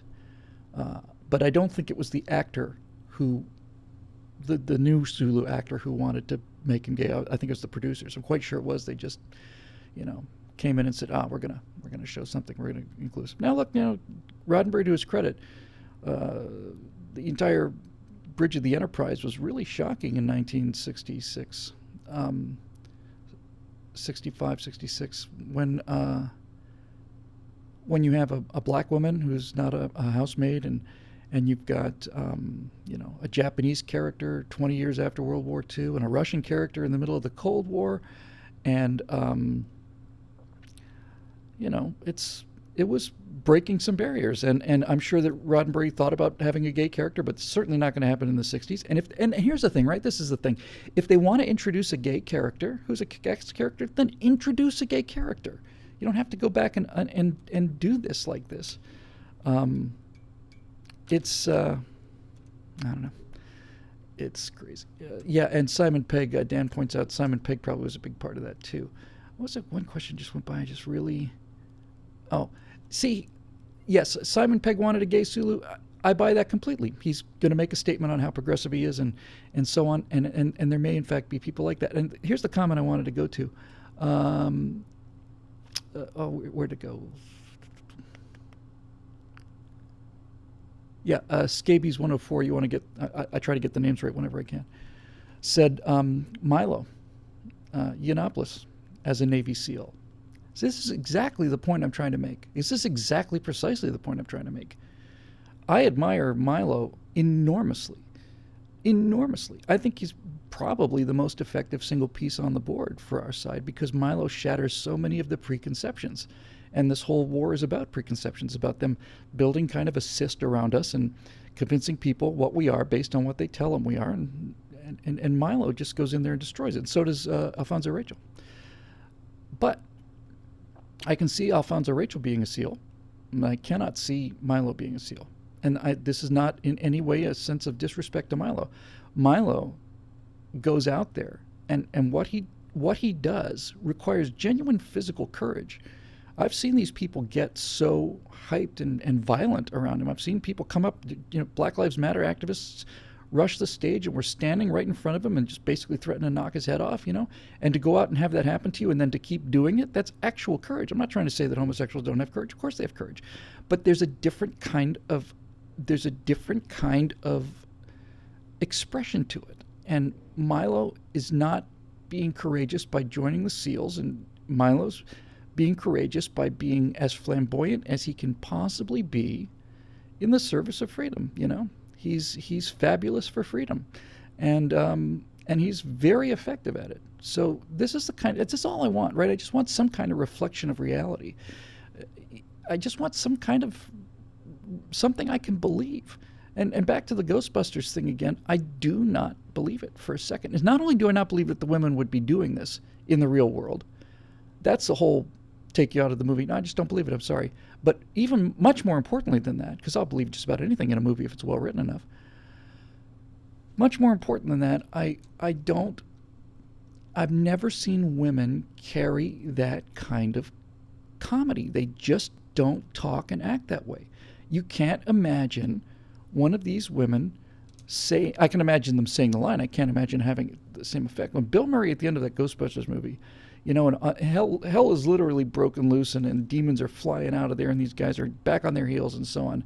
And he gets up and he says, "Let's show this prehistoric bitch how we do things downtown." I thought, man, the audience came out of their chairs for that. They came out of their chairs for that. They came out of their chairs when Indiana Jones shot the guy with the sword. They leapt out of their chairs. That was the kind of reaction they had. Let's show this prehistoric bitch how we do things downtown. That doesn't sound right coming from a woman. It just doesn't. It's not to say women can't do comedy, needless to say, and it's not to say so many people just go right to the opposite extreme. That's not to say that women don't have friendships. Sex and the City ran forever, and I never saw a single episode of it, but it was a successful show because it was a believable show. And that kind of believability is it. And that's what made the first Ghostbusters work, was the cast of the first Ghostbusters was made up of people who were obviously on some level children. Bill Murray is like the ultimate frat boy. He never is ever going to not be the really cool frat kid. Bill Murray in Ghostbusters is really the same character, honestly, as the Bill Murray in Meatballs. He's just kind of a really bright, smart-ass, cynical guy who's just making fun of people. And he's just a wiseacre. But we will have to learn our lessons, you see. And so Ghostbusters is here to show us that women can do anything that men can do, including going after ghosts and hunting ghosts, all four of them. It's going to be a catastrophe. It'd be as much of a catastrophe as making Sex in the City with, Clint Eastwood and Robert Conrad and Powers Booth and Al Pacino. It just doesn't work. The humor just doesn't work, in my humble opinion. Anyway, that's that. What are we doing on time here? We're still good. So anyway, moving on.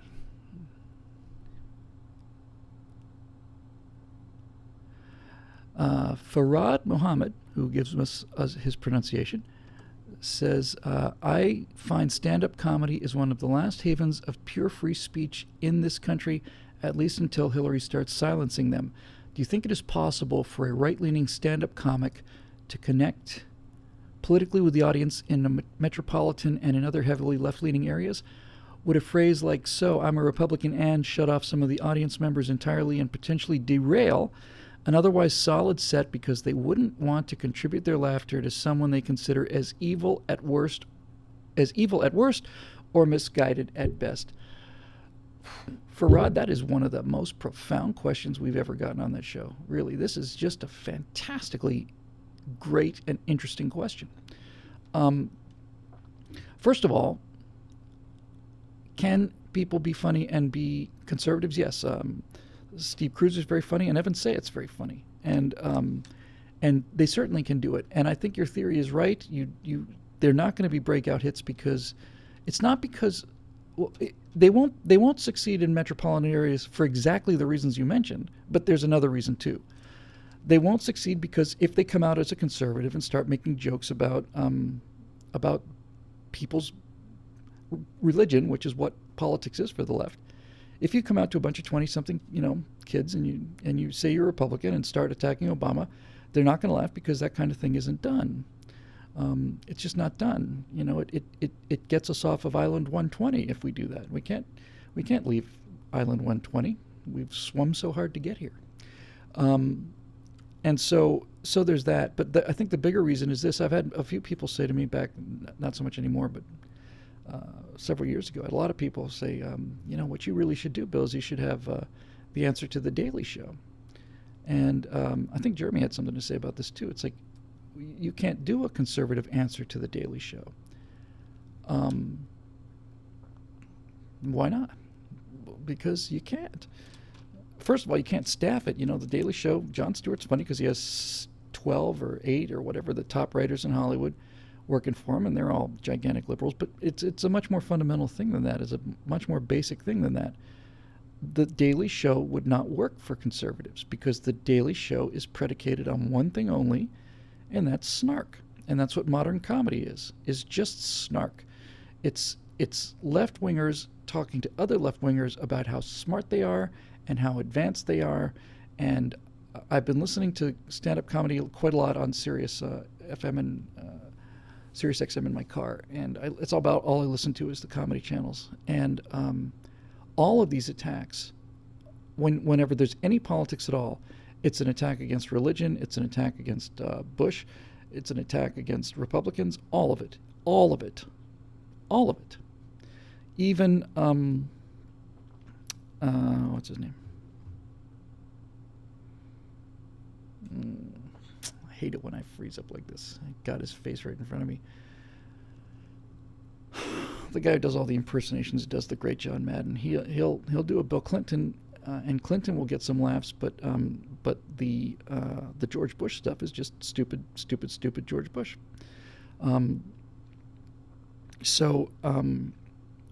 Frank, I just know his name so well.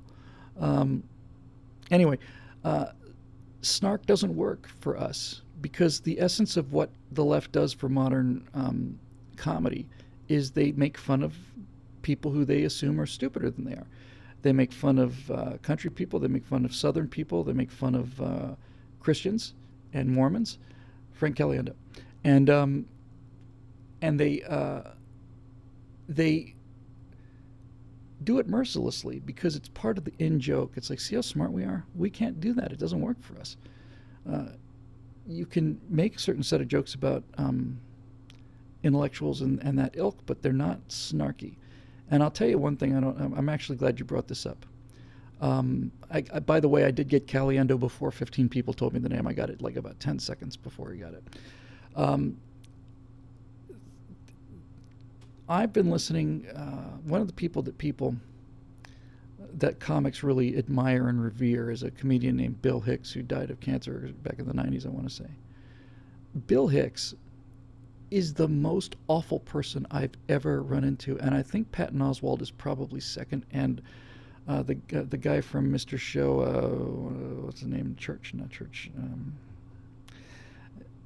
They're just appallingly awful people. They're just awful. And let's just talk about Bill Hicks. I mean, they're trying to say Bill Hicks was a pioneer. Maybe he was. Maybe no one else was doing this kind of snarky stuff before Bill Hicks came along. But Bill Hicks is filled with such poison. That's a term you haven't heard me use very often, but that's basically it. He died of cancer. He was the most corrosive, cynical, vile person. He just was. He wasn't particularly funny. I didn't look. I'll if something's funny, you don't get a chance to figure out whether David Cross. Thank you. You don't get to. If it's funny, you don't get to think about it. Well, I don't know if I should laugh at this politically, but Bill Hicks is simply toxic. If you listen to him, you hear nothing but this hatred and contempt for the country, hatred and contempt for Christians, hatred and contempt for, he did a whole segment on pro-lifers, and it's just so actually genuinely evil. It's so actually genuinely evil. It's so filled with hatred and burning rage at life and at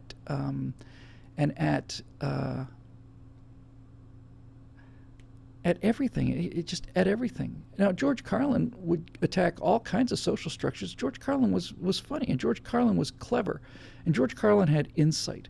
And that's not all George Carlin did, by the way. I mean, George Carlin, just off the top of my head, that football versus baseball thing that George Carlin did is not political at all. And it's simply one of the most brilliant pieces of comedy I've ever heard. It's just absolutely inspired.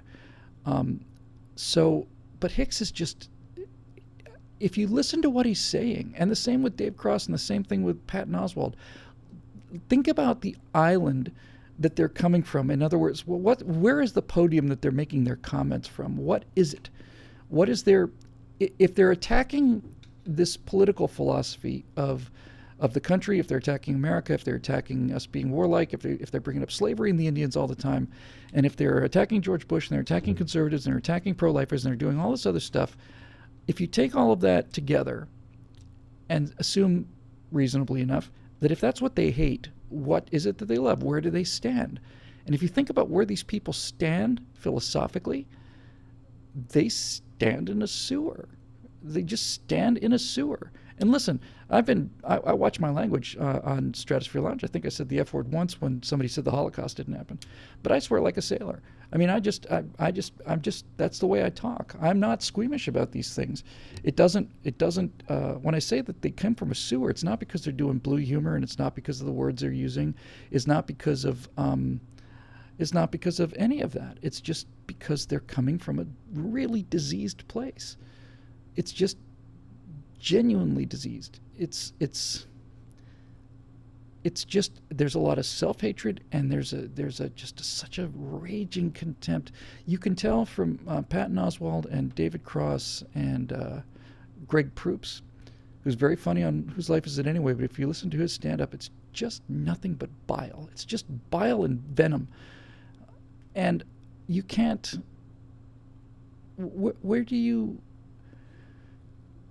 come from in that? You can just see how each one of these people were just, tortured kids. And look, I happen to buy into that theory. I think everybody that I've ever known had an actual genuine sense of humor, used it because that was how they dealt with pain.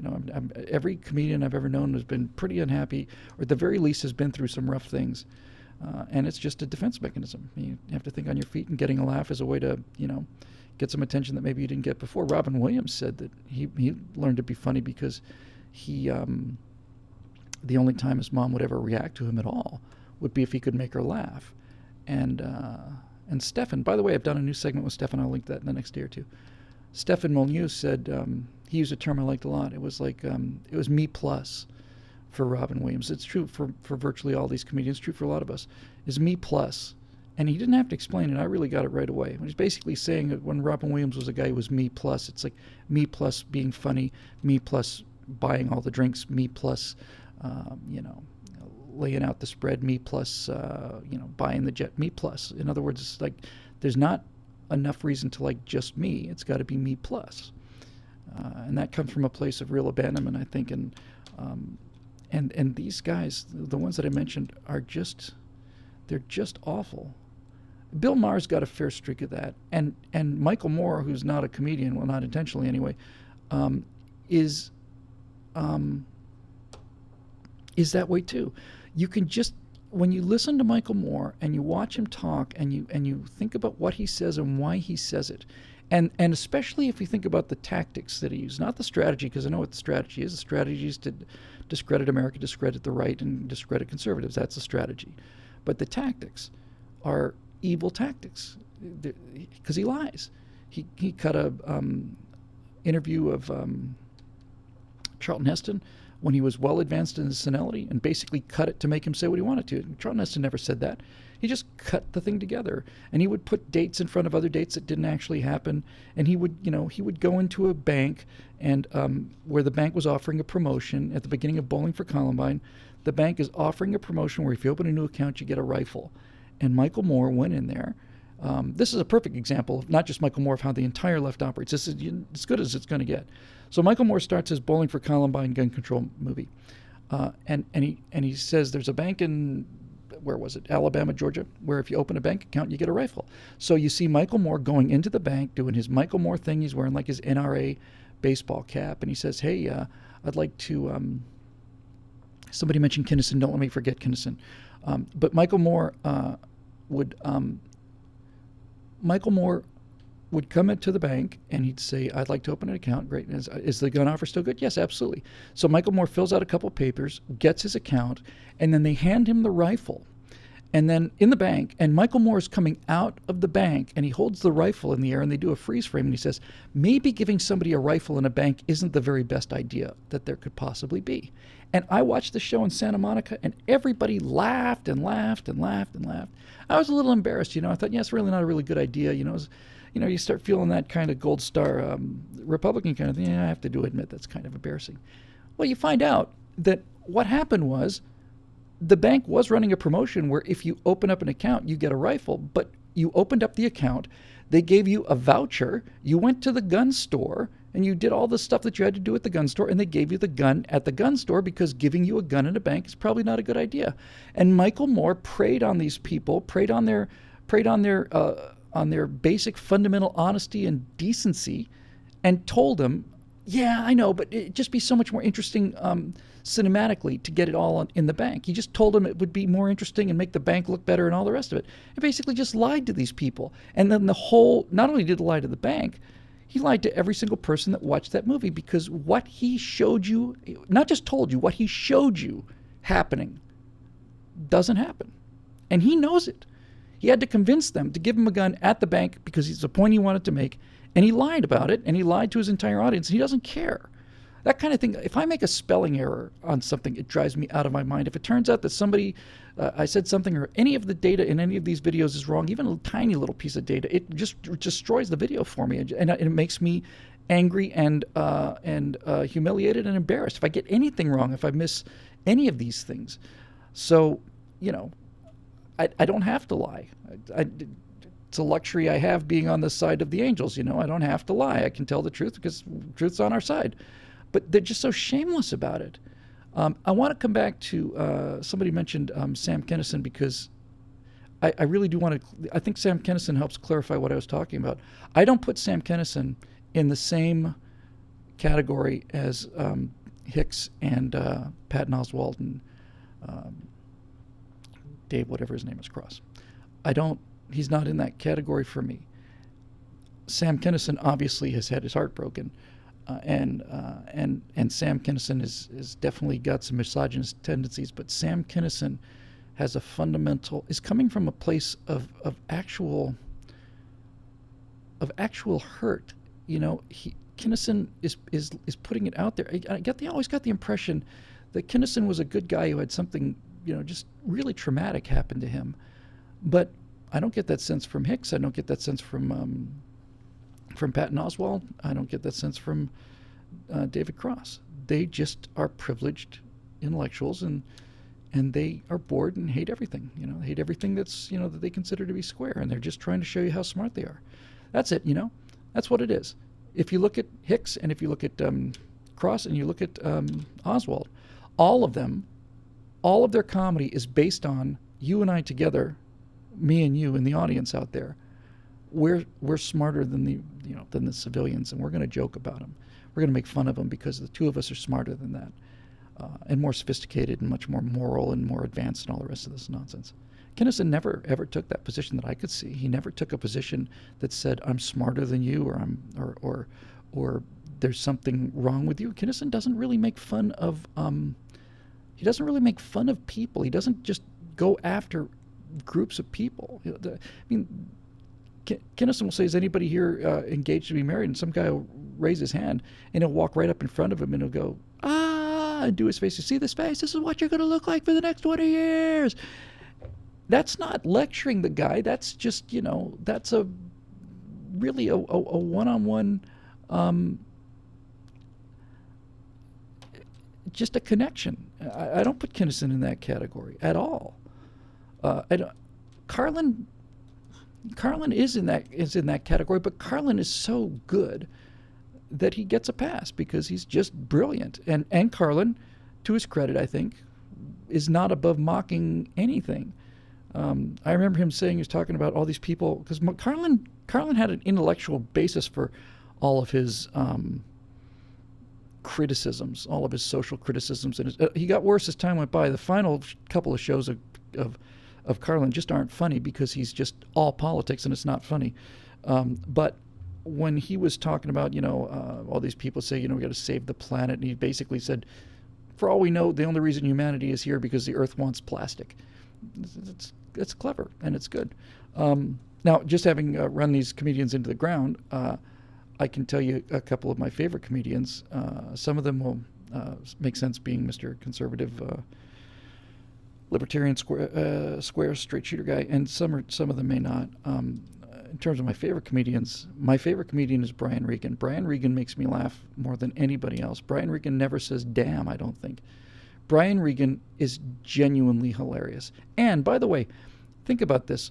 The left, most of the comedians on the left, you throw in Sarah Silverman and Marr and Jon Stewart and Colbert, all that, they're laughing at common people. But if you look at conservative type comedians, they're laughing at themselves. Jeff Foxworthy does nothing but make fun of rednecks, and people howl. They howl when he talks about how unsophisticated they are, and they just love it. It's all self-deprecating humor, and I think that's what Sam Kinison was doing, was self-deprecating humor. It's like, look at what falling in love has done to me. What's the matter with me? I'm an alcoholic and I've been married 4 times, and the same is true for Brian Regan. Brian Regan's entire comedy is on how stupid he is, and it's executed brilliantly. He simply makes himself into an idiot. His business about talking about how to mail a UPS box and get on the scale, or being in the sound test room, and all of it. He's hooked on pahonics, and he's making fun of himself. He's making fun of common people as one of them, not as somebody who's looking down on them, which is what all these leftist comedians do. So I'm a big fan of, and actually I'm starting to see a pattern here that I never detected before. That's why I love doing this show. Actually, I can't stand guys like Bill Hicks, because all they do is just sneer at everybody who's not them. But the people I like can do some sneering, but they sneer at themselves. They don't excuse themselves. It's not a club that's got a velvet rope outside that you and he are in. It's a much more confident kind of thing. It takes confidence to make fun of yourself. Brian Regan makes fun of himself. My second favorite comedian is Mitch Hedberg, who died of an overdose, I want to say 2009 or 11, something like that. Mitch Hedberg he's like a more accessible Stephen Wright, who's also brilliant. Stephen Wright's brilliant. And Hedberg has that same kind of real quirky sort of odd reflections on things, but he's a little smoother. Not smoother, that's not the word. He's a little more accessible. He's not quite as weird. And Mitch Hedberg's observations are just stunningly funny. All of it. Brian Regan, Mitch Hedberg, and let's see who else. Somebody mentioned John Pinette earlier. He's hilarious. Was hilarious. Died of a heart attack. Did nothing but make jokes about how fat he was and how bad his health was, and then he just keeled over. I don't think he was 40. He might not even have been mid-30s.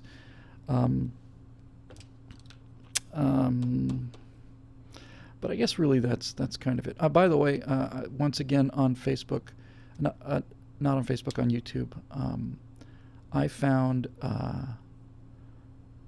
I was looking for Foster Brooks, and because of my right angle this week is about race relations, and I wanted to include a moment from the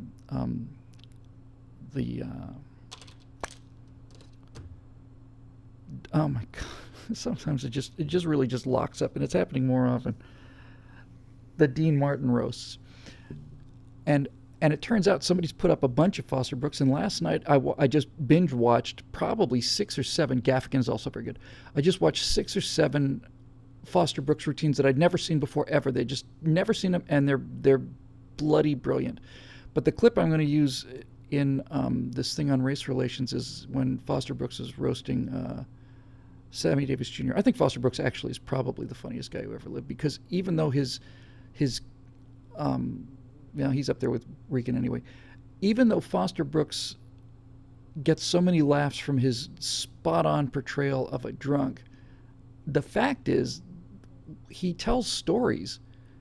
Foster Brooks' stories are really, really clever stories. Not just the individual sentences in it, the whole arc of it. When he roasted Don Rickles, the whole thing was, Mr.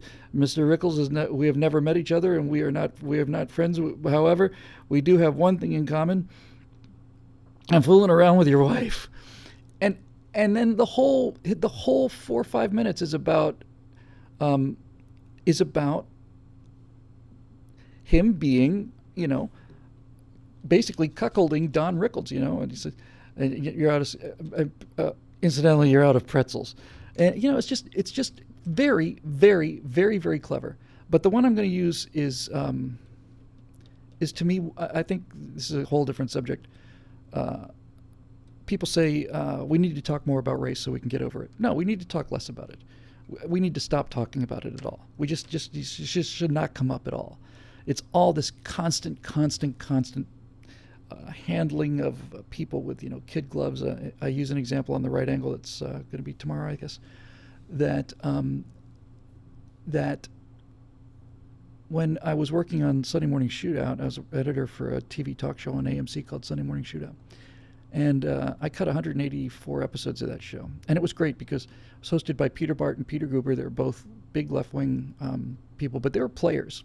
Bart was the editor of Variety, and Guber was a serious major producer. So they knew everybody. And the reason that talk show worked so well was they could have Tom Cruise on the show, or they could have, anybody. And they know, it's not like they're interviewing somebody that they've never met before, Steven Spielberg. They've worked with these guys. So it was a great show. And the thing I pointed out there was when they would have these guests on the show, especially people that they knew or stuff, they'd just be so casual with them and so loose. But because I'm the editor, I see all the backstage footage. I see all the stuff that happens before the show rolls. But when they had a black guest on, they changed. They became very careful. They became kid-gloved careful. Very respectful and very, kind of, almost submissive, and anything we can do for you. But basically, you could see that whenever there was a black guest on the show, they were determined to show them what swell guys they were, and it's another form of racism. And the classic example on our show was this would be probably right around the end of 2007, just as the primaries were getting started in the 2008 election. And Peter Guber said to, I'm virtually positive it was Lawrence Fishburne, said, they did the whole interview, said, well, Lawrence, what do you, this Barack Obama is making a lot of impressions, turning a lot of heads. As a black American, what do you he didn't say black American, this is the kind of thing I'm talking about. As an African American, what do you think about Barack Obama? And Lawrence Fishburne looked right at him and he said, can I just answer as an American? And I thought, oh, dude, it was one of the greatest moments I've ever seen. And I've been at a large lunch event with Zoe, sitting next to Zoe, and you again had that same kind of thing where everybody was talking to Zoe about what a warrior he was and how tough it must be for him to, be a conservative and all the Uncle Tom stuff, and everybody was just kind of treating him like that. And when it was over, he said, I understand that everybody's intentions are very good, I really do, but it would be nice if people just treated me like anybody else and just didn't kid glove me like this. And so I think this is why the race relations are as bad as they are. Political correctness, the idea you can't say anything harmful or could conceivably, remotely conceivably be taken as offensive to these people, it's a form of racism, and it's a form of infantilism on their part and on the part of the person they're trying to protect. They're too much of an infant. If I say something that they might find offensive, who knows what they might do? They might go running off into the woods, or they might open fire. Who knows?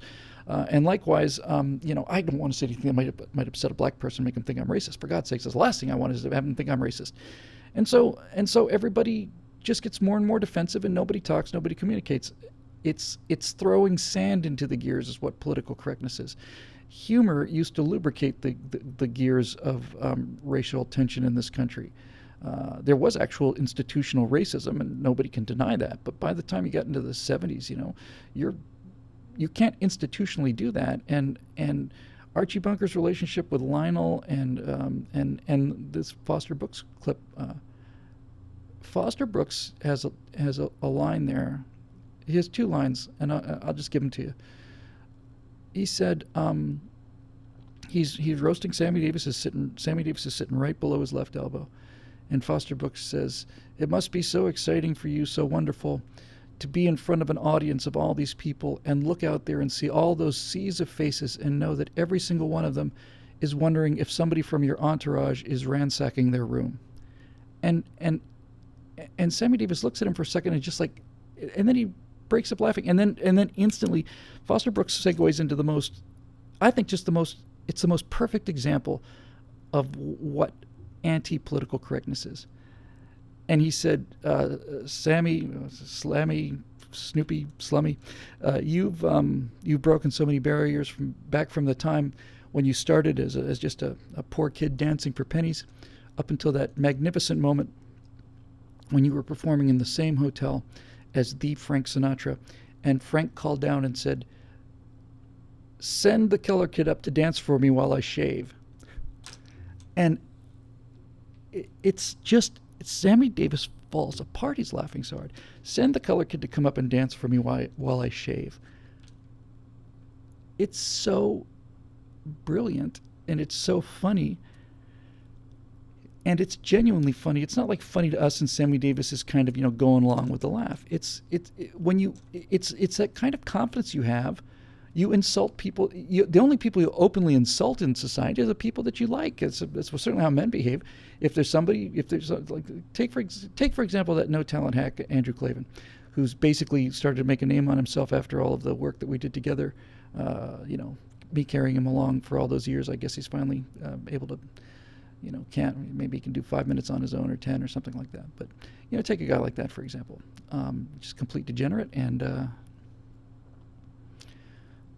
You don't joke about people like that if you actually really believe it. Although in Klavan's case, it is in fact true. He really is a horrible person, and I genuinely despise him. But generally speaking, that kind of banter is fun. It's funny and it's clever. And Jack Benny and Fred Allen had this ongoing feud for 25 years in radio, and they were best friends. And you could tell how much fun it was for them to insult each other. And I think when you watch the Klavan show with me, you can probably tell how much fun we're having by sticking each other. Somebody, by the way, Michael Burke says, "Who needs to kiss Jeremy Boring's ring so we can get more Klavan and Whittle?" Apparently, it's going to be me. I have, in fact, talked to Jeremy a couple times about doing a show because Klavan's over there. Jeremy's new facility is fantastic.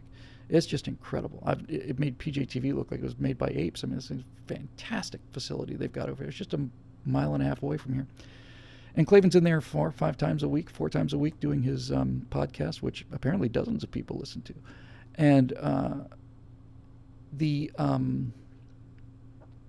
I said to Jeremy, "Look, if we can find a way to do this without paying for it, it'll be content for you and content for me and good for exposure. And we don't have to bring Drew in specially. We'll just do it like we did at PJTV. We'll sit down, we'll shoot 8 of them. It'll take us an hour and a half." And I always enjoyed it so much. Always had a lot of fun doing that show with that bald guy. What was his name again? Oh, it'll come to me eventually. Anyway, yeah, so that was a lot of stuff on comedy. Thanks, Farad. That was a great question and kind of off the beaten path, which is a nice thing to do after 124 episodes here. We'll maybe do one more and then we'll call it a night, I suppose. Um,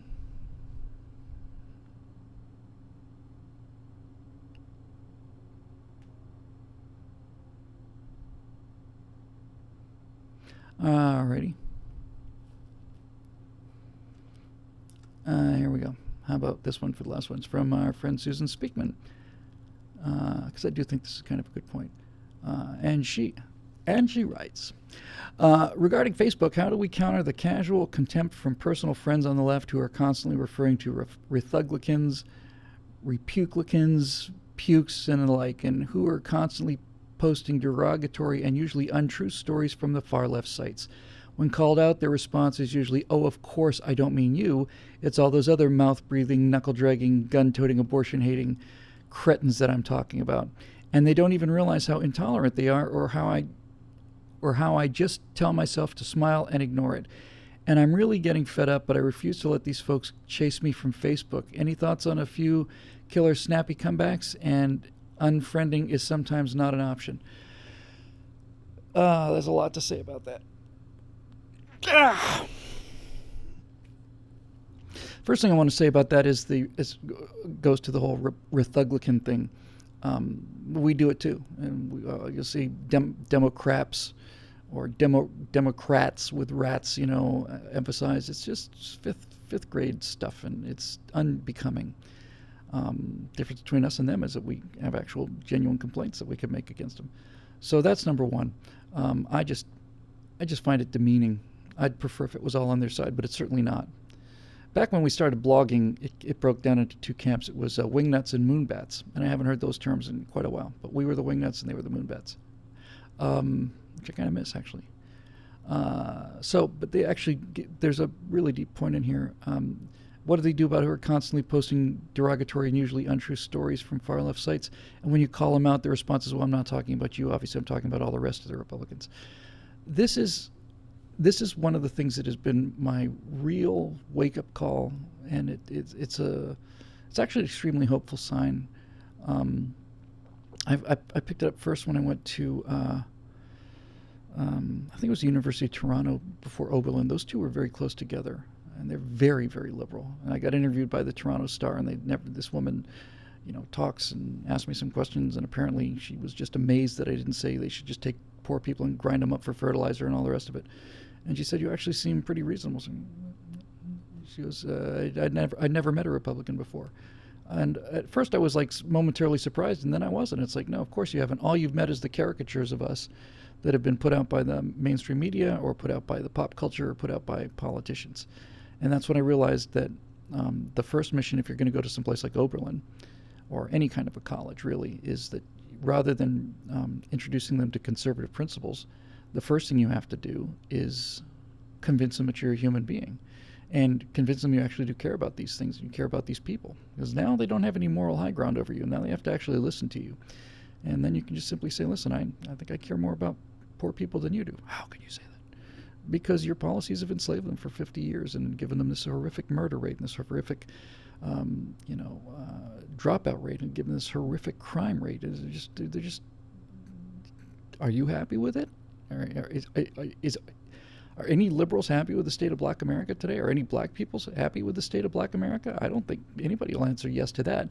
Well, it's been run by Democrats for 50 years, 60 years, half a century, 3/4 of a century. Let's try something that works, which used to work before you guys came along. And next thing you know, you're talking about Booker T. Washington, and then they have to listen because they tell that you care. This is one thing that we're not very good at. We don't talk about emotion much, and we don't talk about emotion, I think, mostly because the left uses emotion to cheat, and we feel it's somehow a little unseemly. But if you can't make an emotional connection with people, you'll just never win. If it comes down to voting for a friend or voting for a pamphlet, they'll take the friend. But so there's this giant caricature. I will tell you this. Again, this is not 100%, Susan, but I'll bet it's 80-20, and it might be 90-10. We are much more tolerant of their positions than they are of ours. They just don't. And the reason is we hear their positions every day. We hear it every day, hear it on the news. We hear it from the president. We hear it from the press. We hear it from late night comics. We hear it from Lady Gaga. We hear it from George Clooney and Matt Damon. We hear it all the time. And they never hear this stuff. And when they hear it, especially when they hear it produced in a logical way, they just have this cognitive dissonance and they tune out, which is why I think the Hillary thing might do a little business, because in 30 seconds, it's over. It's the same thing with the atomic bomb movie, that video. That took 17 minutes. But when you're done, it's over.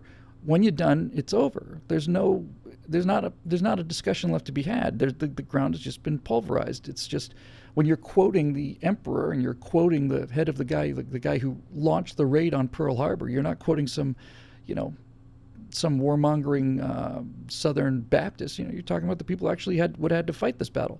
It's over. And likewise, the first 90 seconds takes me 93 seconds to show you, here's the law, here it is, see it, everybody read it, here's the highlighted parts in red, here's what Hillary Clinton said, here's what the director of the FBI said in terms of evidence. 1 conviction, 2 convictions, 3 convictions, done. So they are a lot more sensitive to it, Susan. They are a lot more threatened by it. And also, I think this is a fair statement too. Generally speaking, conservatives have a lot of things going on in their lives. A lot of conservatives have religion. A lot of conservatives are really into their hobbies. A lot of conservatives work very hard and enjoy the work they do, and they're far more active in charities and all the rest of it. And really, for the left, there is no religion except for politics, and there really is no job except for politics. And there's no joy in life except for this glittering future, which is just around the corner if we could just get rid of those last few wreckers and blockers and knuckle-dragging conservatives who are stopping paradise on earth with their ridiculous claims for individual freedom and protections of a republic and all the rest of it.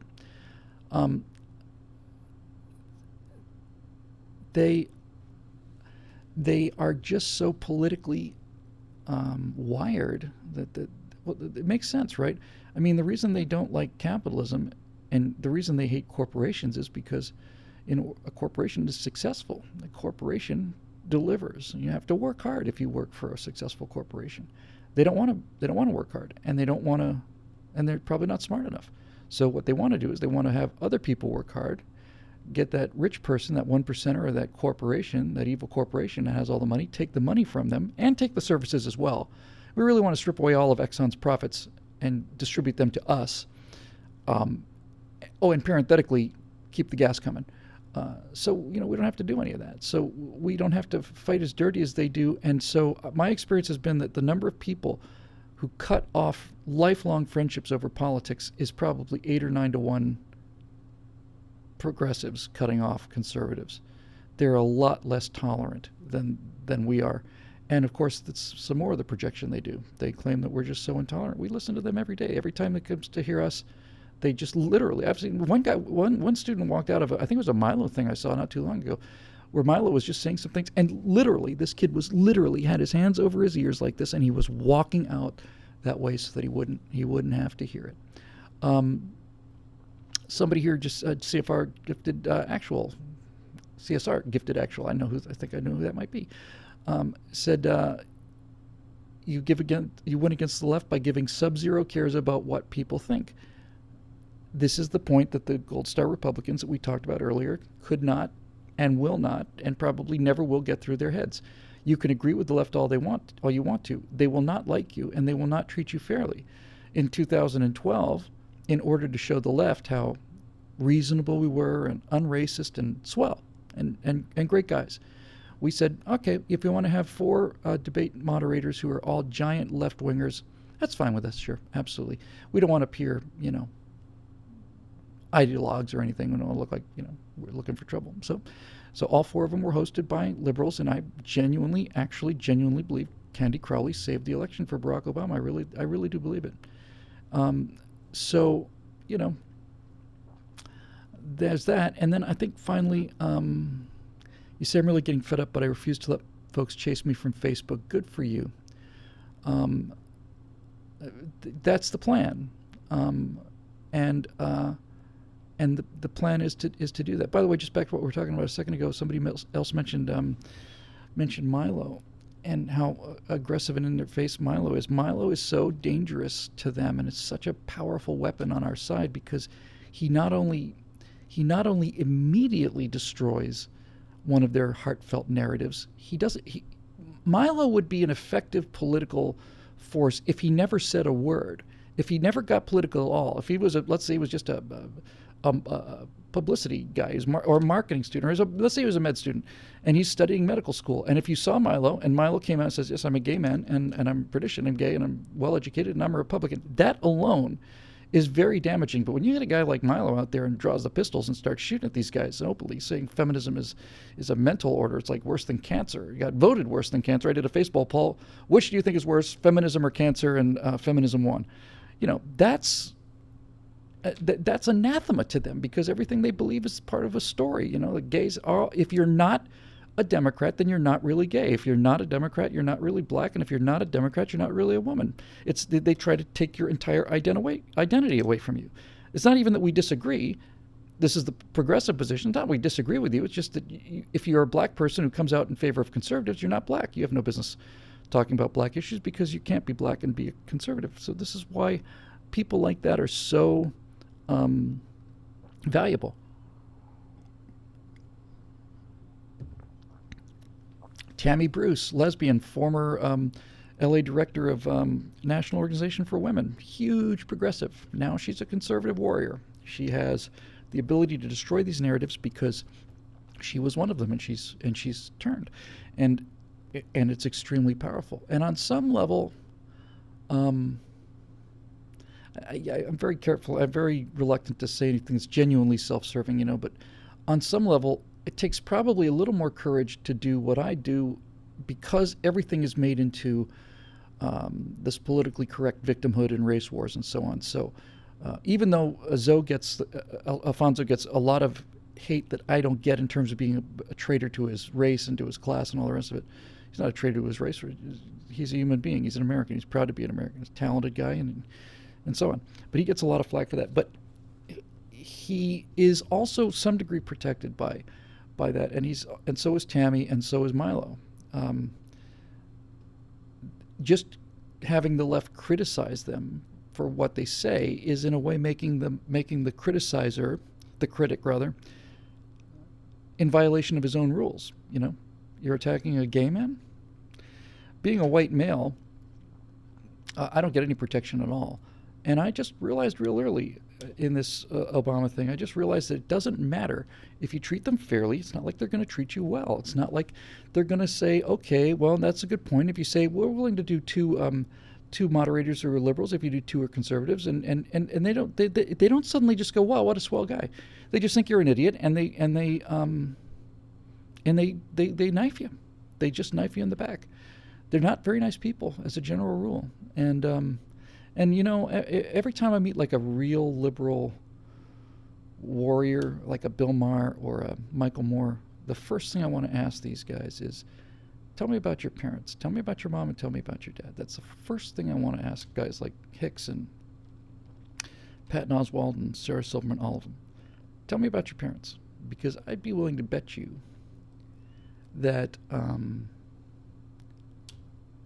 most of them are just really dealing with tremendous rage at their parents, which they're translating into authority, and they're translating it against the main culture, which is us. So, I don't think I don't think snappy comebacks is really it, Susan. The evidence is kind of a nice thing to have, and the kind of evidence that I think is, after having done this for 8 years in videos, I think the kind of evidence that's the most powerful is not the evidence that's intellectual evidence. It's the moral evidence. It's the moral evidence. When somebody accuses you of Islamophobia and wants to make you out to be a bigot, and you say, why are you defending the religion that murders homosexuals by hanging them on construction cranes? And why are you defending the religion that puts women in movable tents and throws acid on them? And here's a picture of your Muslims stoning this woman to death. I'm not saying all Muslims do that, but it's ridiculous to say that it doesn't happen and that's not a coordinating factor. And now they've got they don't get to stand, because I'm calling them racist and I'm calling them prejudiced, because they are. And they're not just prejudiced because they're attacking conservatives. We can take that, but they really are. You guys are defending a system that is antithetical to everything you believe more than it is to what we believe. Good Christian family man and good Christian woman, and the typical conservatives from Iowa are the most liked people by these Muslim fundamentalists. They'd be perfectly willing to let them live as dhimmis and pay a little extra tax and not have the same legal status as actual people, but they have no desire to eliminate those people. They're children of the book, I think is a term they use in Islam.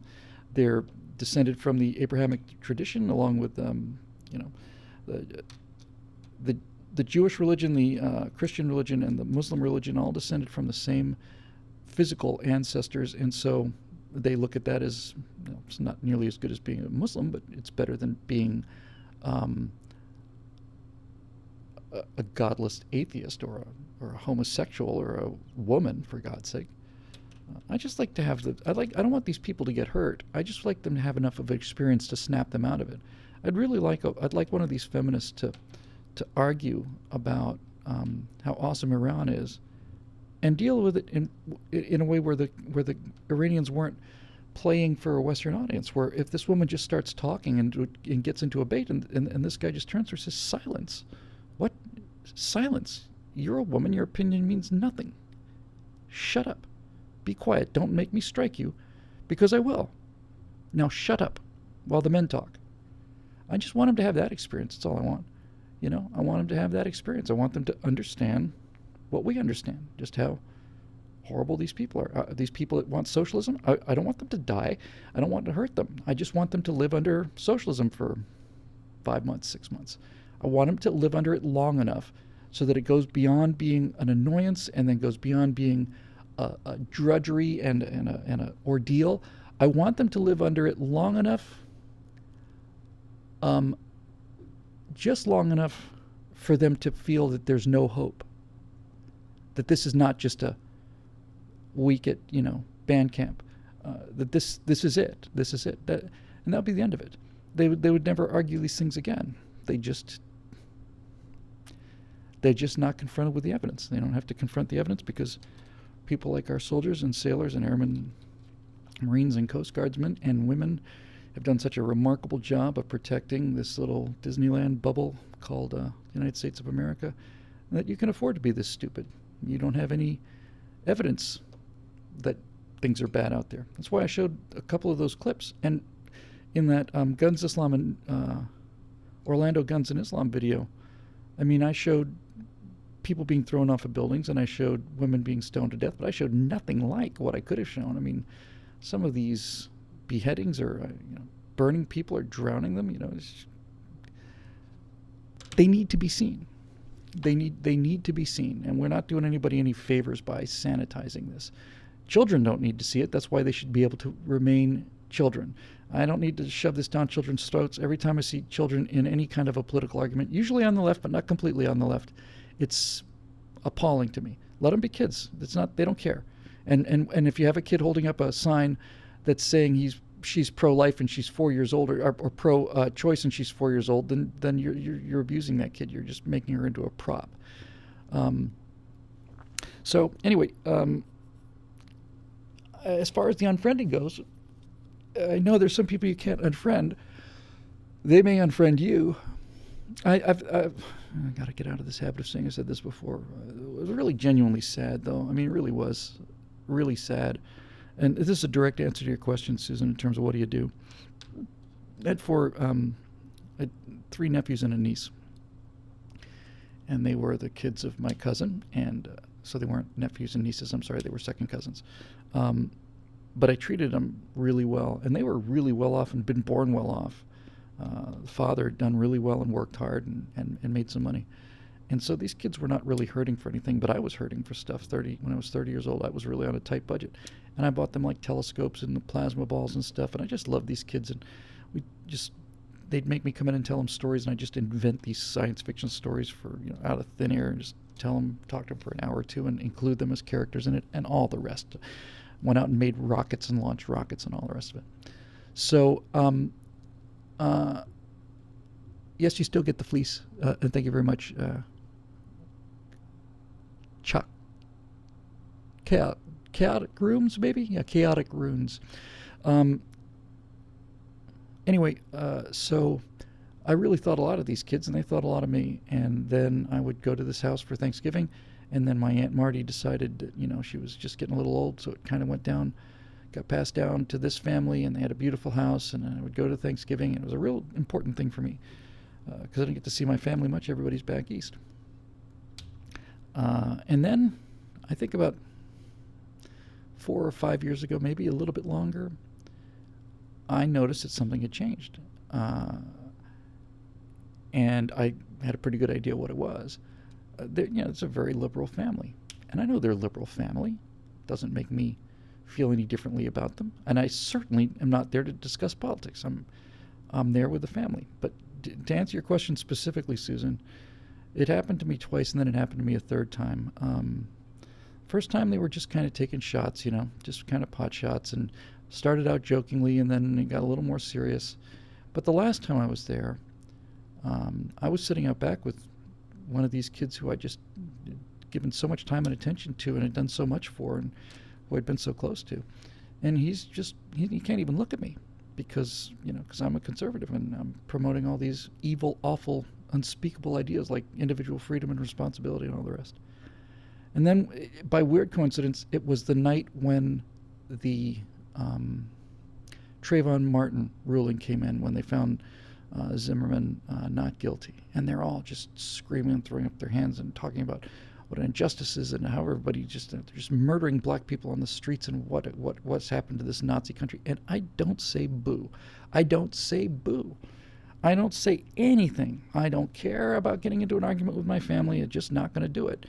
But as the night went on and people had more to drink, they came over and then they just started poking me.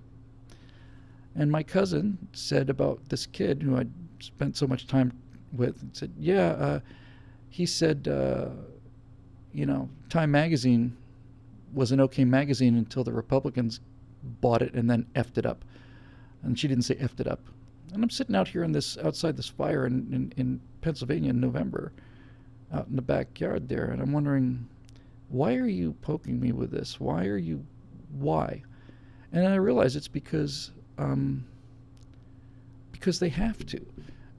Because they knew I was smart and they knew I was good, and if I was smart and good and disagreed with them, then their airtight worldview may have a flaw.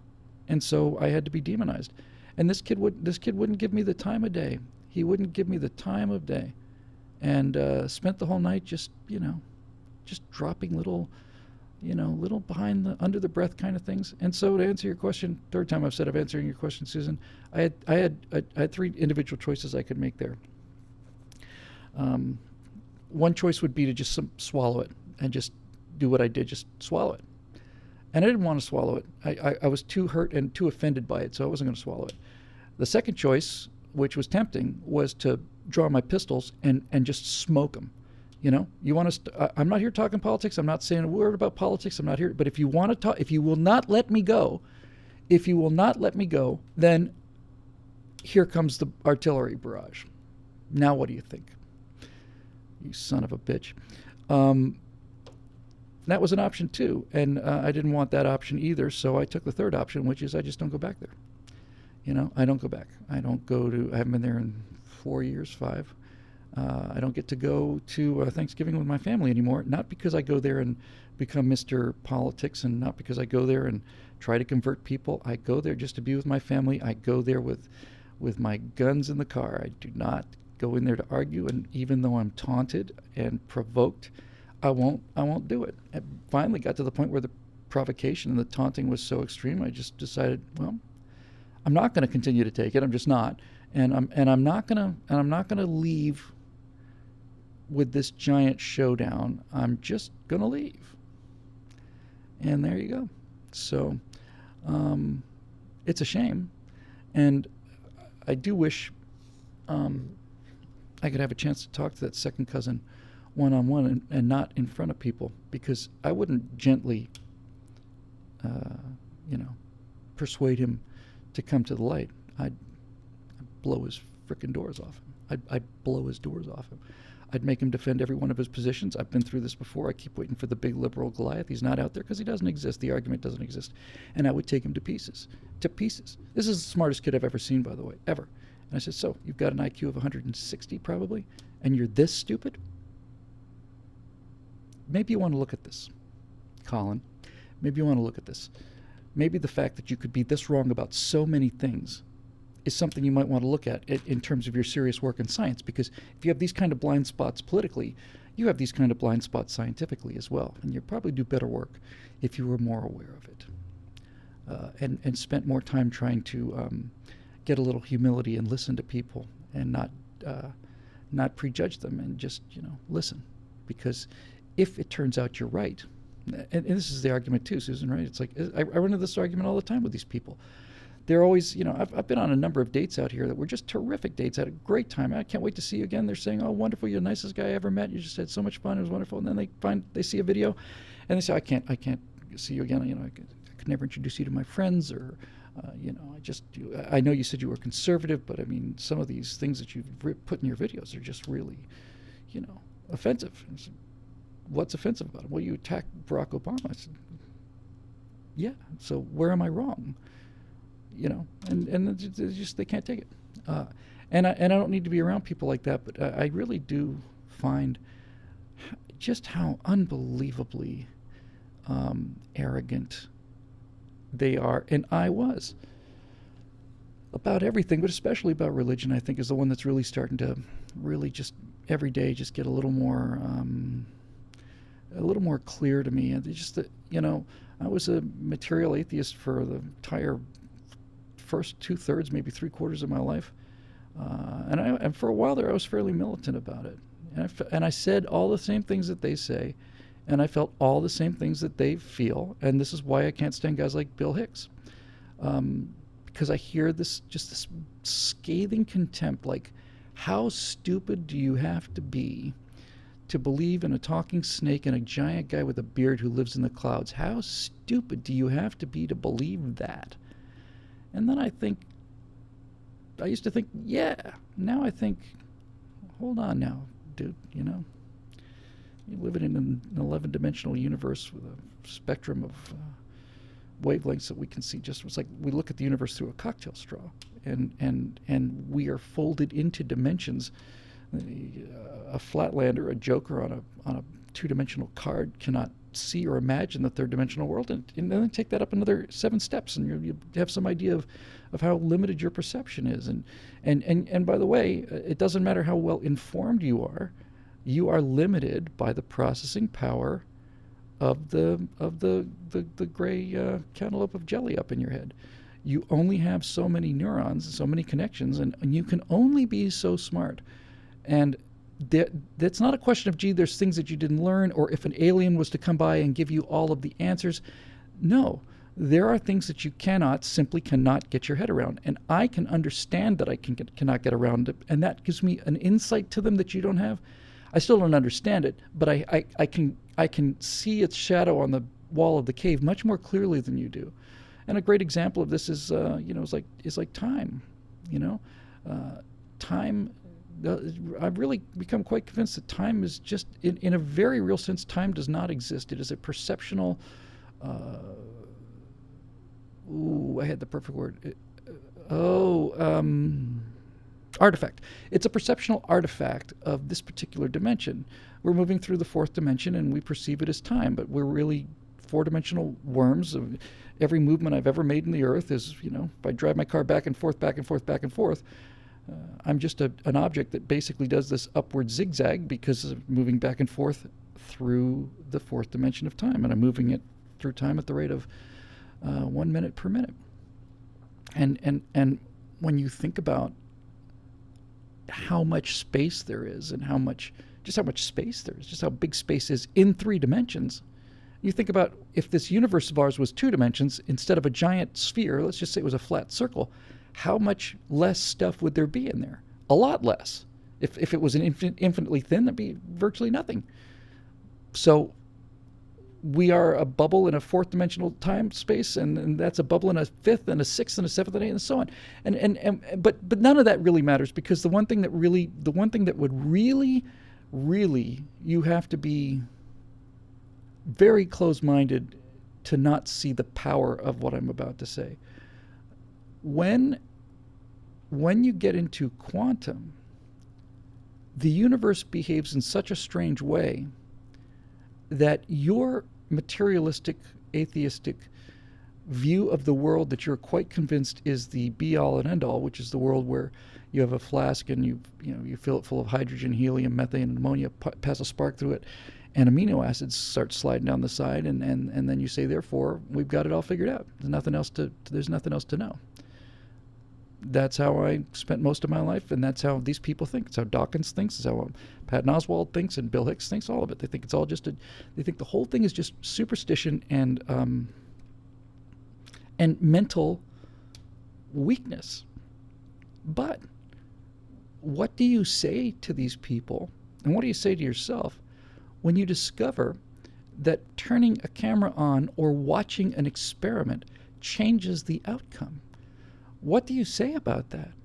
And it's not up for discussion. This is just proven every day. Cell phones function on these same kind of uncertainty principles. What do you say when the act of looking at something makes it become something? If you decide to look at something and there's a couple of slots and you're passing a beam of light through it, it behaves like particles until you look at it, then it behaves like waves.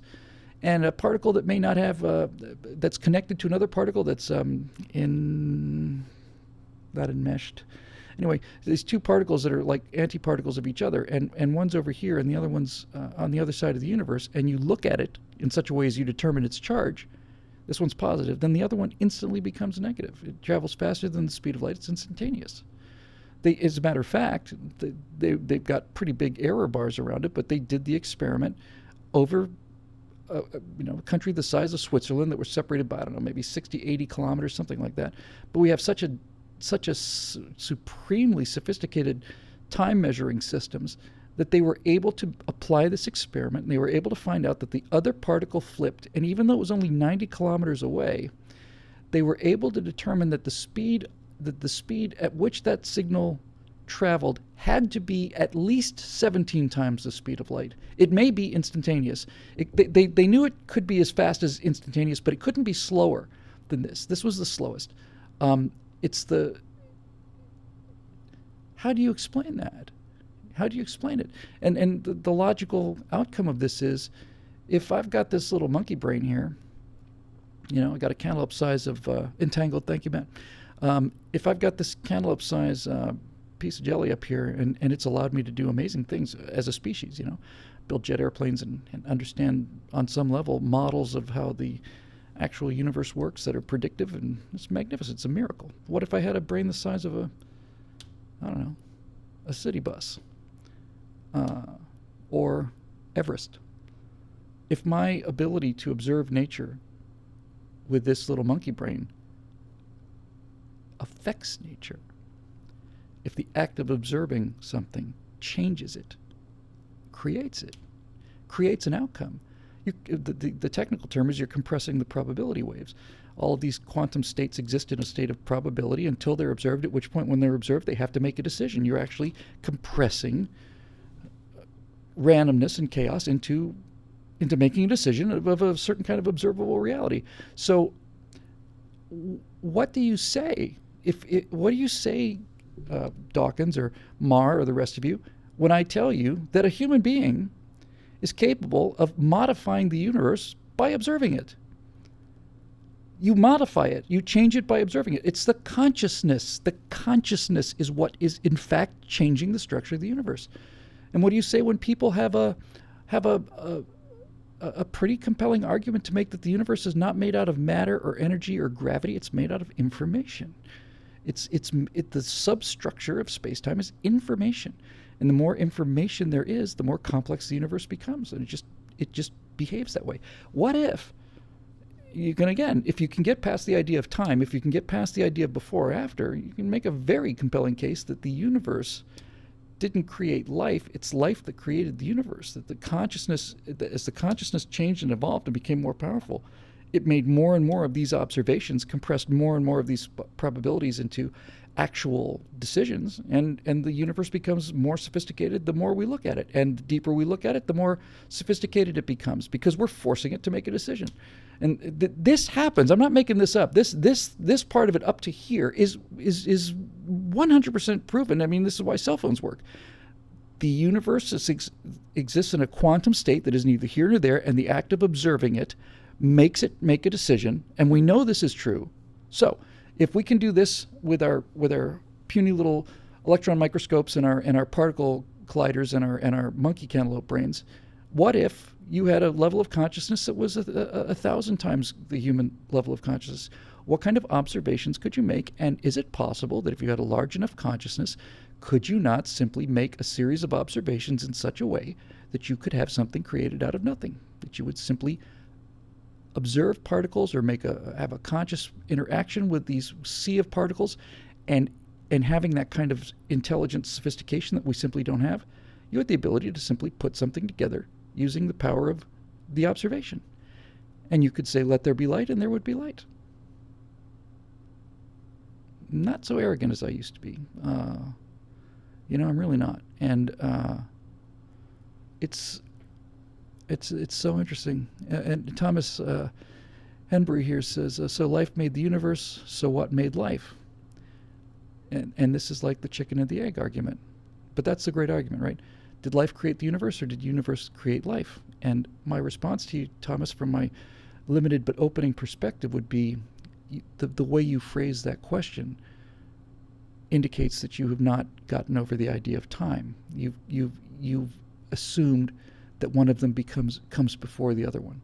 And any rational person will say, well, obviously something comes before the other one. But it's not. It's not obvious.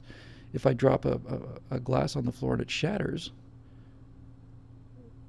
we can look at that as, say, that's a process, and it's an irreversible process. But through the fourth dimension of time, that little spline of the glass is a physical structure, like this microphone. It's just a four-dimensional physical structure of a glass that's existed all the way through the time, and it ends up on the floor, and it's just a giant funnel thing moving through the fourth dimension. And then you'd say, well, what was there before that? Nothing. Well, what will it turn into, this four-dimensional spline? Nothing. Well, what do you mean? It must have started. No. Well, something must have been there before all this. No, it's always been there.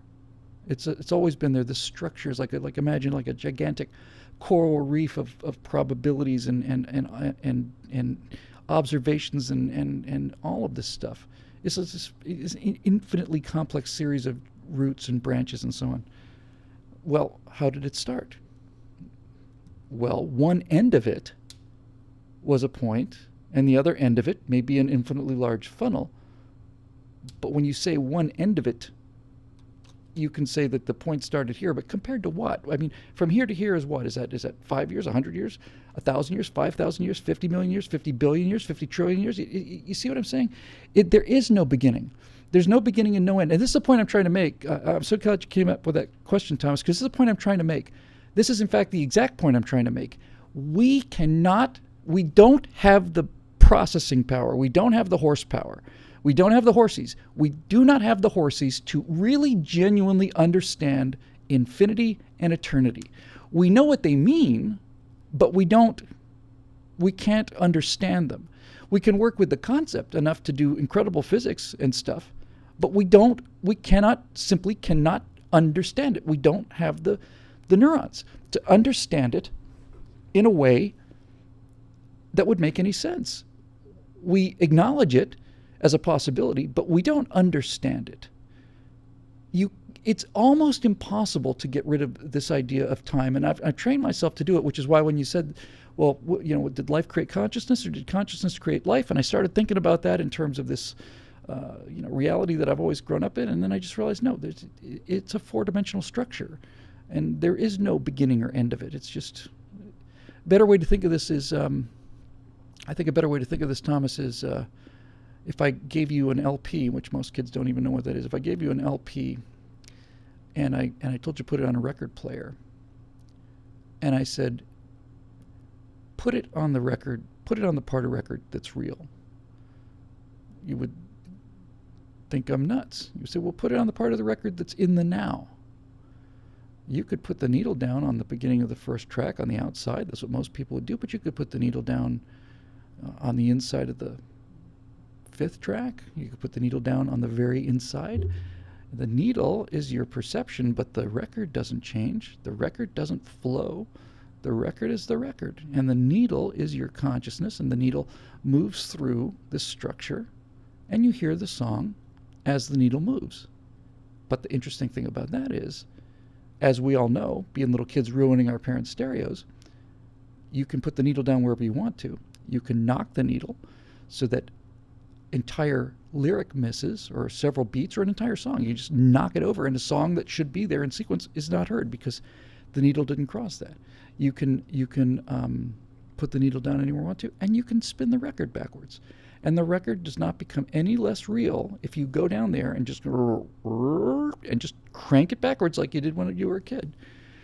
The record's not less real, and the needle's not less real, but it is moving backward in time on some level that we can understand.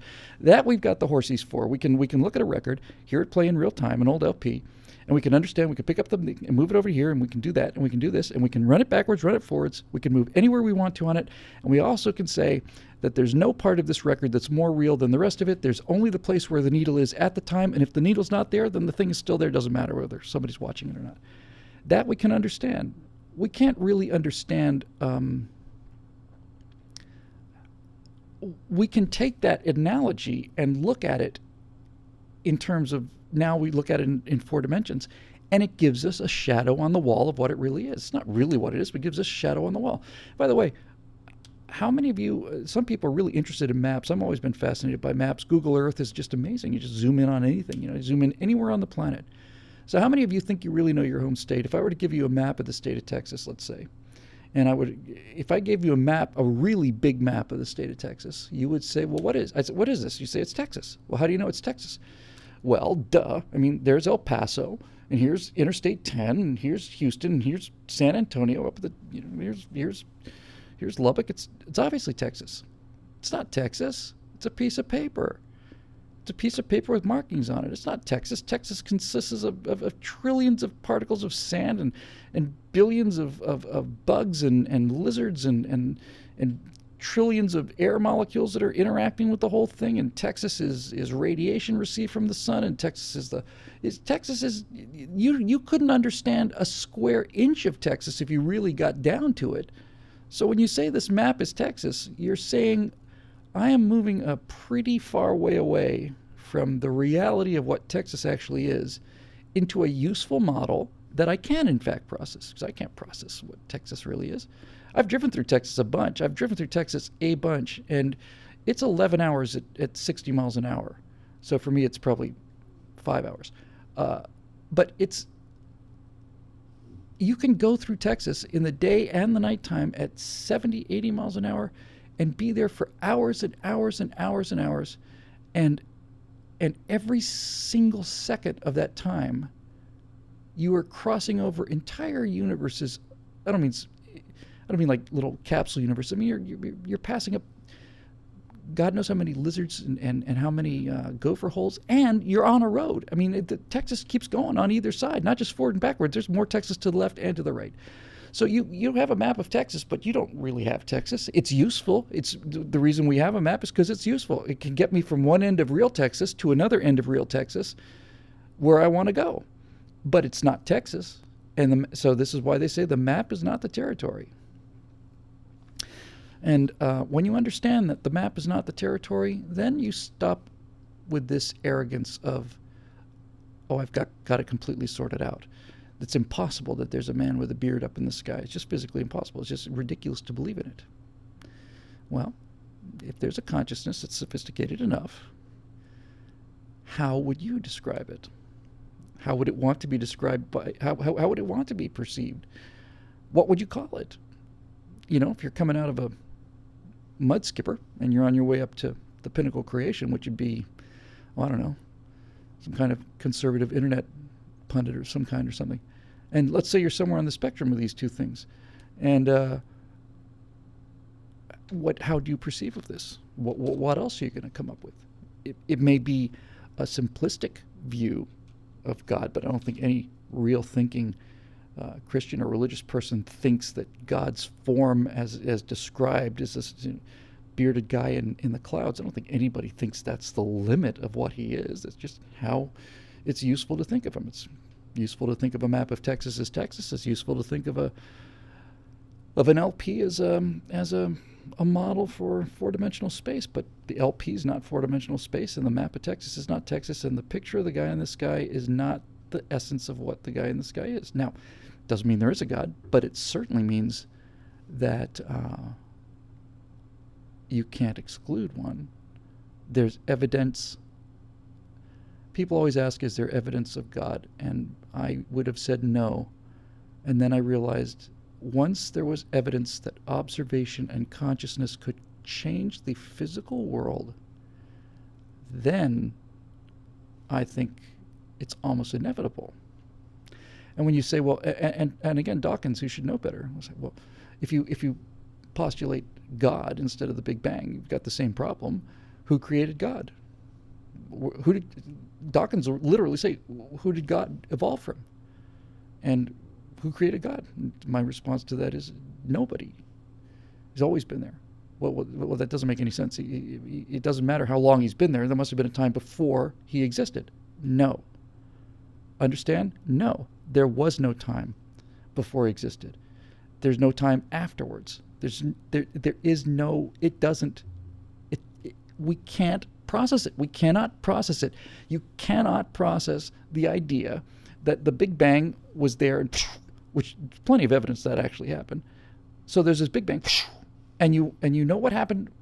We're so sophisticated, and these little cantaloupes have gotten so good, and all of us working together and building up on the shoulders of other giants, that we can now figure out what actually the universe looked like. I think it's some incredible thing. It's absolutely something incredible. It's something like we can go to about 100,000th of a second of what the universe looked like after the Big Bang, but we can't get past is it the Planck limit?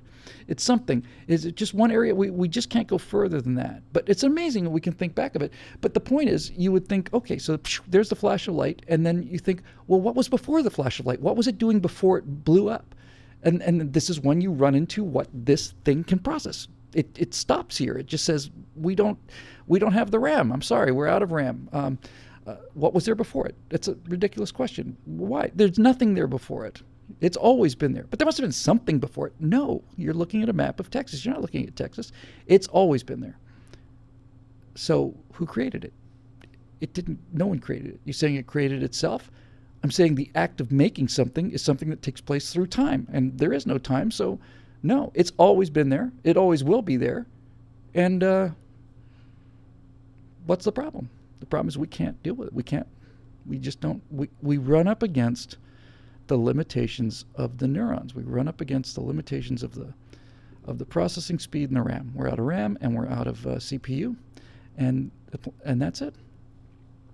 And if you recognize that, and if you recognize how far you're able to go with this little jelly cantaloupe, it's astonishing. It's absolutely astonishing. You should just get down on your knees and just be grateful for the miracles that we can accomplish with these little monkey brains of ours. Absolutely miracles. Forget the engineering miracles. The fact that we can make an experiment that determines the quantum state of entanglement with a particle. That's just the fact that we could come up with a model, because it's only a model, but it's a model that does some predicting of what happens on a level that's so far away from our consciousness. We were able to do this just through sheer intellectual horsepower. When Albert Einstein, certainly relativity, I think is without question the single greatest intellectual achievement ever. When Albert Einstein is sitting there bored in a patent office in Bern, I guess it was, Switzerland, he has got some time on his hands, so he imagines, if I'm driving a car at the speed of light and I turn on the headlights, what happens? And if I'm in an elevator that's going upward through space, I'm weightless, but I'm in an elevator, and the elevator's accelerating upward at a rate of 1g, so that I've got a 1g field on me. Would I ever know the difference? And what happens? Does that ever stop? If I just keep accelerating at 1g, do I accelerate to infinite speed? No, it turns out you don't. And to just sit there, to just sit there with a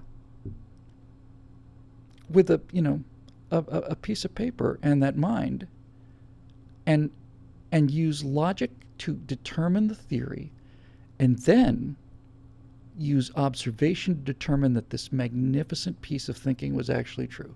I'm sure most of you know this, but the evidence of relativity, the thing that really put relativity away was, according to relativity, if relativity is correct, then gravity is simply bent space-time, that the gravity field of the sun distorts the actual space around it, and therefore the light of stars behind the sun should be bent by that gravity. How do you prove that?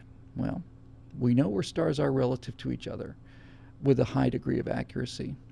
And if it turns out that you're in the right place during an eclipse, and for a few moments you're able to observe stars that are behind the sun, you find out, I have to phrase this carefully, you find out that the relationship of stars to each other, their relative positions in the sky, which are constant and haven't changed in all of human history, they change very, very slowly. We know this number, the distance between these two things, we know to a very high degree of precision because we look at it in the night sky every night and we got this absolutely down.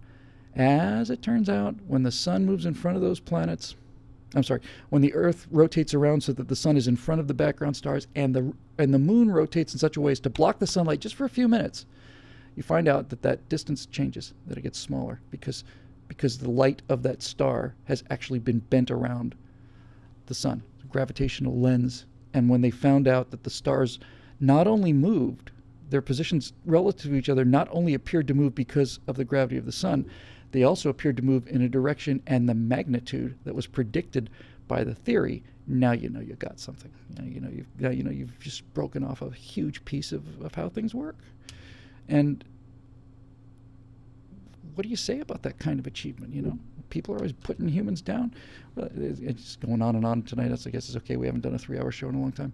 I'm just tired of people putting down humans and, we're cancer on the earth and we're the worst thing that ever happened, and if we just leave, the earth will be fine, and so on and so forth. No. I remember I was in anthropology class at the University of Florida. I was a freshman, and some anthropology teacher was talking about that. And he was saying, how many of you think, that humans are like these killer apes, and that, we're really just filled with violence, and that we're really just terrible? And most of the class raised their hand. I might have, I don't remember. He said, it was one of these gigantic classes for freshmen, He says, well, let's see, we're looking around here. We've got about 250 people, 250 humans sitting next to each other almost in direct physical contact, sitting next to each other in absolute silence, completely under control. What other animals do you think you could pack that closely together and get this result? I thought, holy crap, he's right. If you put 250 gorillas next to each other that close, you'd have some real problems. And the same is true for packing in, anything that close.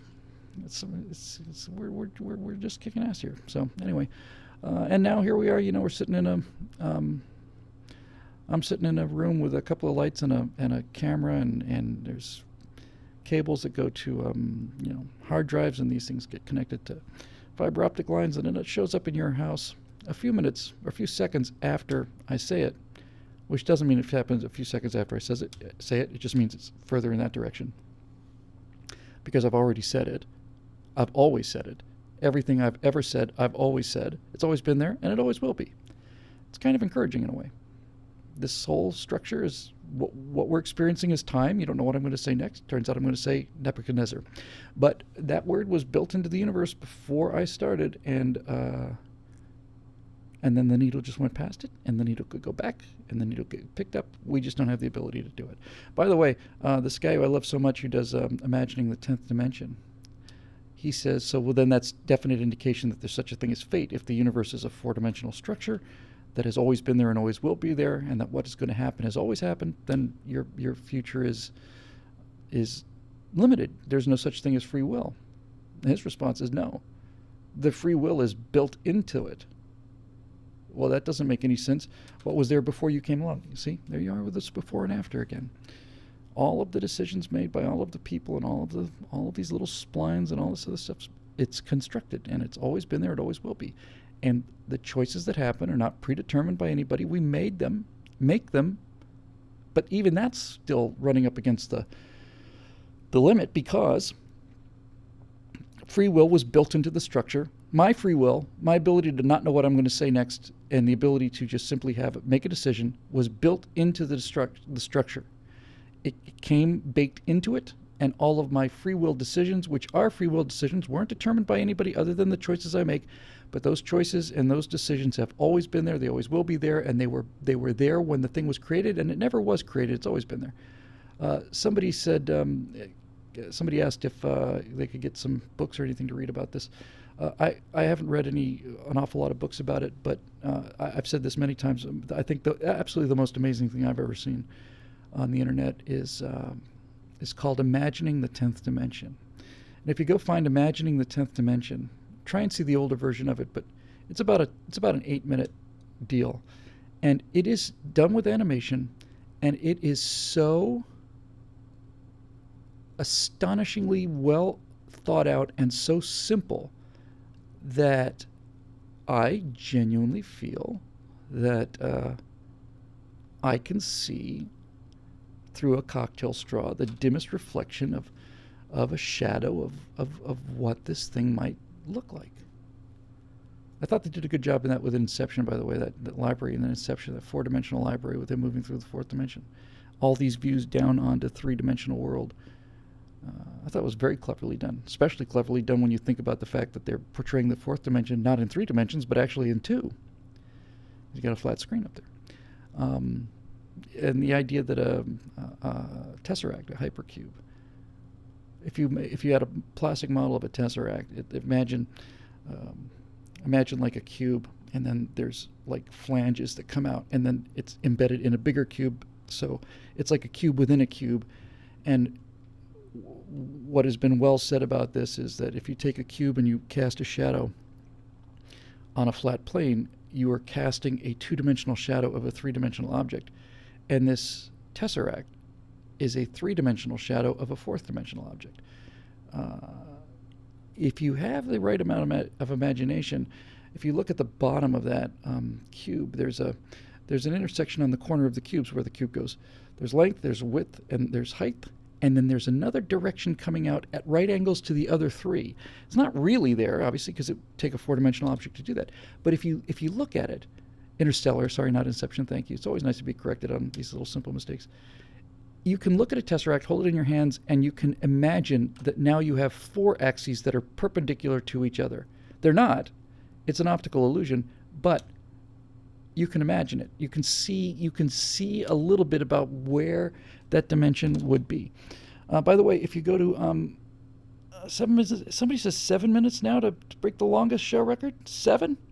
Well, if it was 15, I'd stick around, but it's 7. I think I'll do 7 more minutes. So what is the total time I got? It's amazing to me that anybody's still awake through all this stuff. We've done 2 hours and 47 minutes of record time. Really? Holy crap, that just now hit me. Nearing recording limit. Please click stop recording and save your recording on the server soon. You know what? Rather than losing this and going for the record, because Ustream has changed, I'm going to there's a 3-hour limit on Ustream, I think. So, and besides, if I break the record now, then there'll be no chance to try to do it in the future. I don't want to lose the show. It does say save it, so I'm going to save it. You know what? Records are made to be broken or not broken. We'll worry about the length of it anyway. It's all about quality. And by the way, when you say this is the longest Stratosphere Lounge ever, or had a chance to be, see, there you go with your little time thinking again. The longest Stratosphere Lounge has always been the longest Stratosphere Lounge, always will be the longest Stratosphere Lounge. We just don't know whether we've seen it yet or not, whether the needle's passed over it. Maybe in front of us, maybe behind us, but either way, it's not here. So there we go. All right, that'll do it for 124 episodes. Out of how many? We can all agree that there is somewhere in history, as the needle runs through its course, there will be a total number of Stratosphere Lounges that were done, and that number is the same number now as it will be 1,000 years from now, however many episodes we did, when it's all over, we'll look back and say, well, needless to say, this will be engraved on the side of giant obsidian pyramids, along with every other word I ever said, and worshipped by ant people. But there's obviously a point in the future where all the Stratosphere lounges will be done, and we will be able to count the number of them, and that number is the number that it is right now. Does that make any sense? That total number is the number that it is right now. We just don't know what it is yet. We haven't gotten there on the needle. I think it's awesome. That's amazing. Anyway, a little bit of light entertainment for you. A little bit of the, Kardashians for the crowd of people that I get to associate with. It's just the finest thing about this job by a wide margin, obviously. So, Dan F. P1 says, everybody join BillWhittle.com. We sure would love it. If you're not a member yet and you can afford to be, we need your help now because these people are actually stealing the country away from us. And as I said before, it's not a battle of battleships or bayonets. This is a battle of ideas and stories. And if you look at it that way, this is a pretty... help us realize the power of this fully armed and operational battle station. That's all I'm asking. And for those of you who are already members, thank you. As always, thank you so much for everything. And I guess we'll see you next Wednesday. We'll certainly see you next time. In case this is the last time, then farewell, but I don't think that's likely. The probability of that is narrow. Here we go. Please save your serving, start your recording. Okay, here we go. We're out.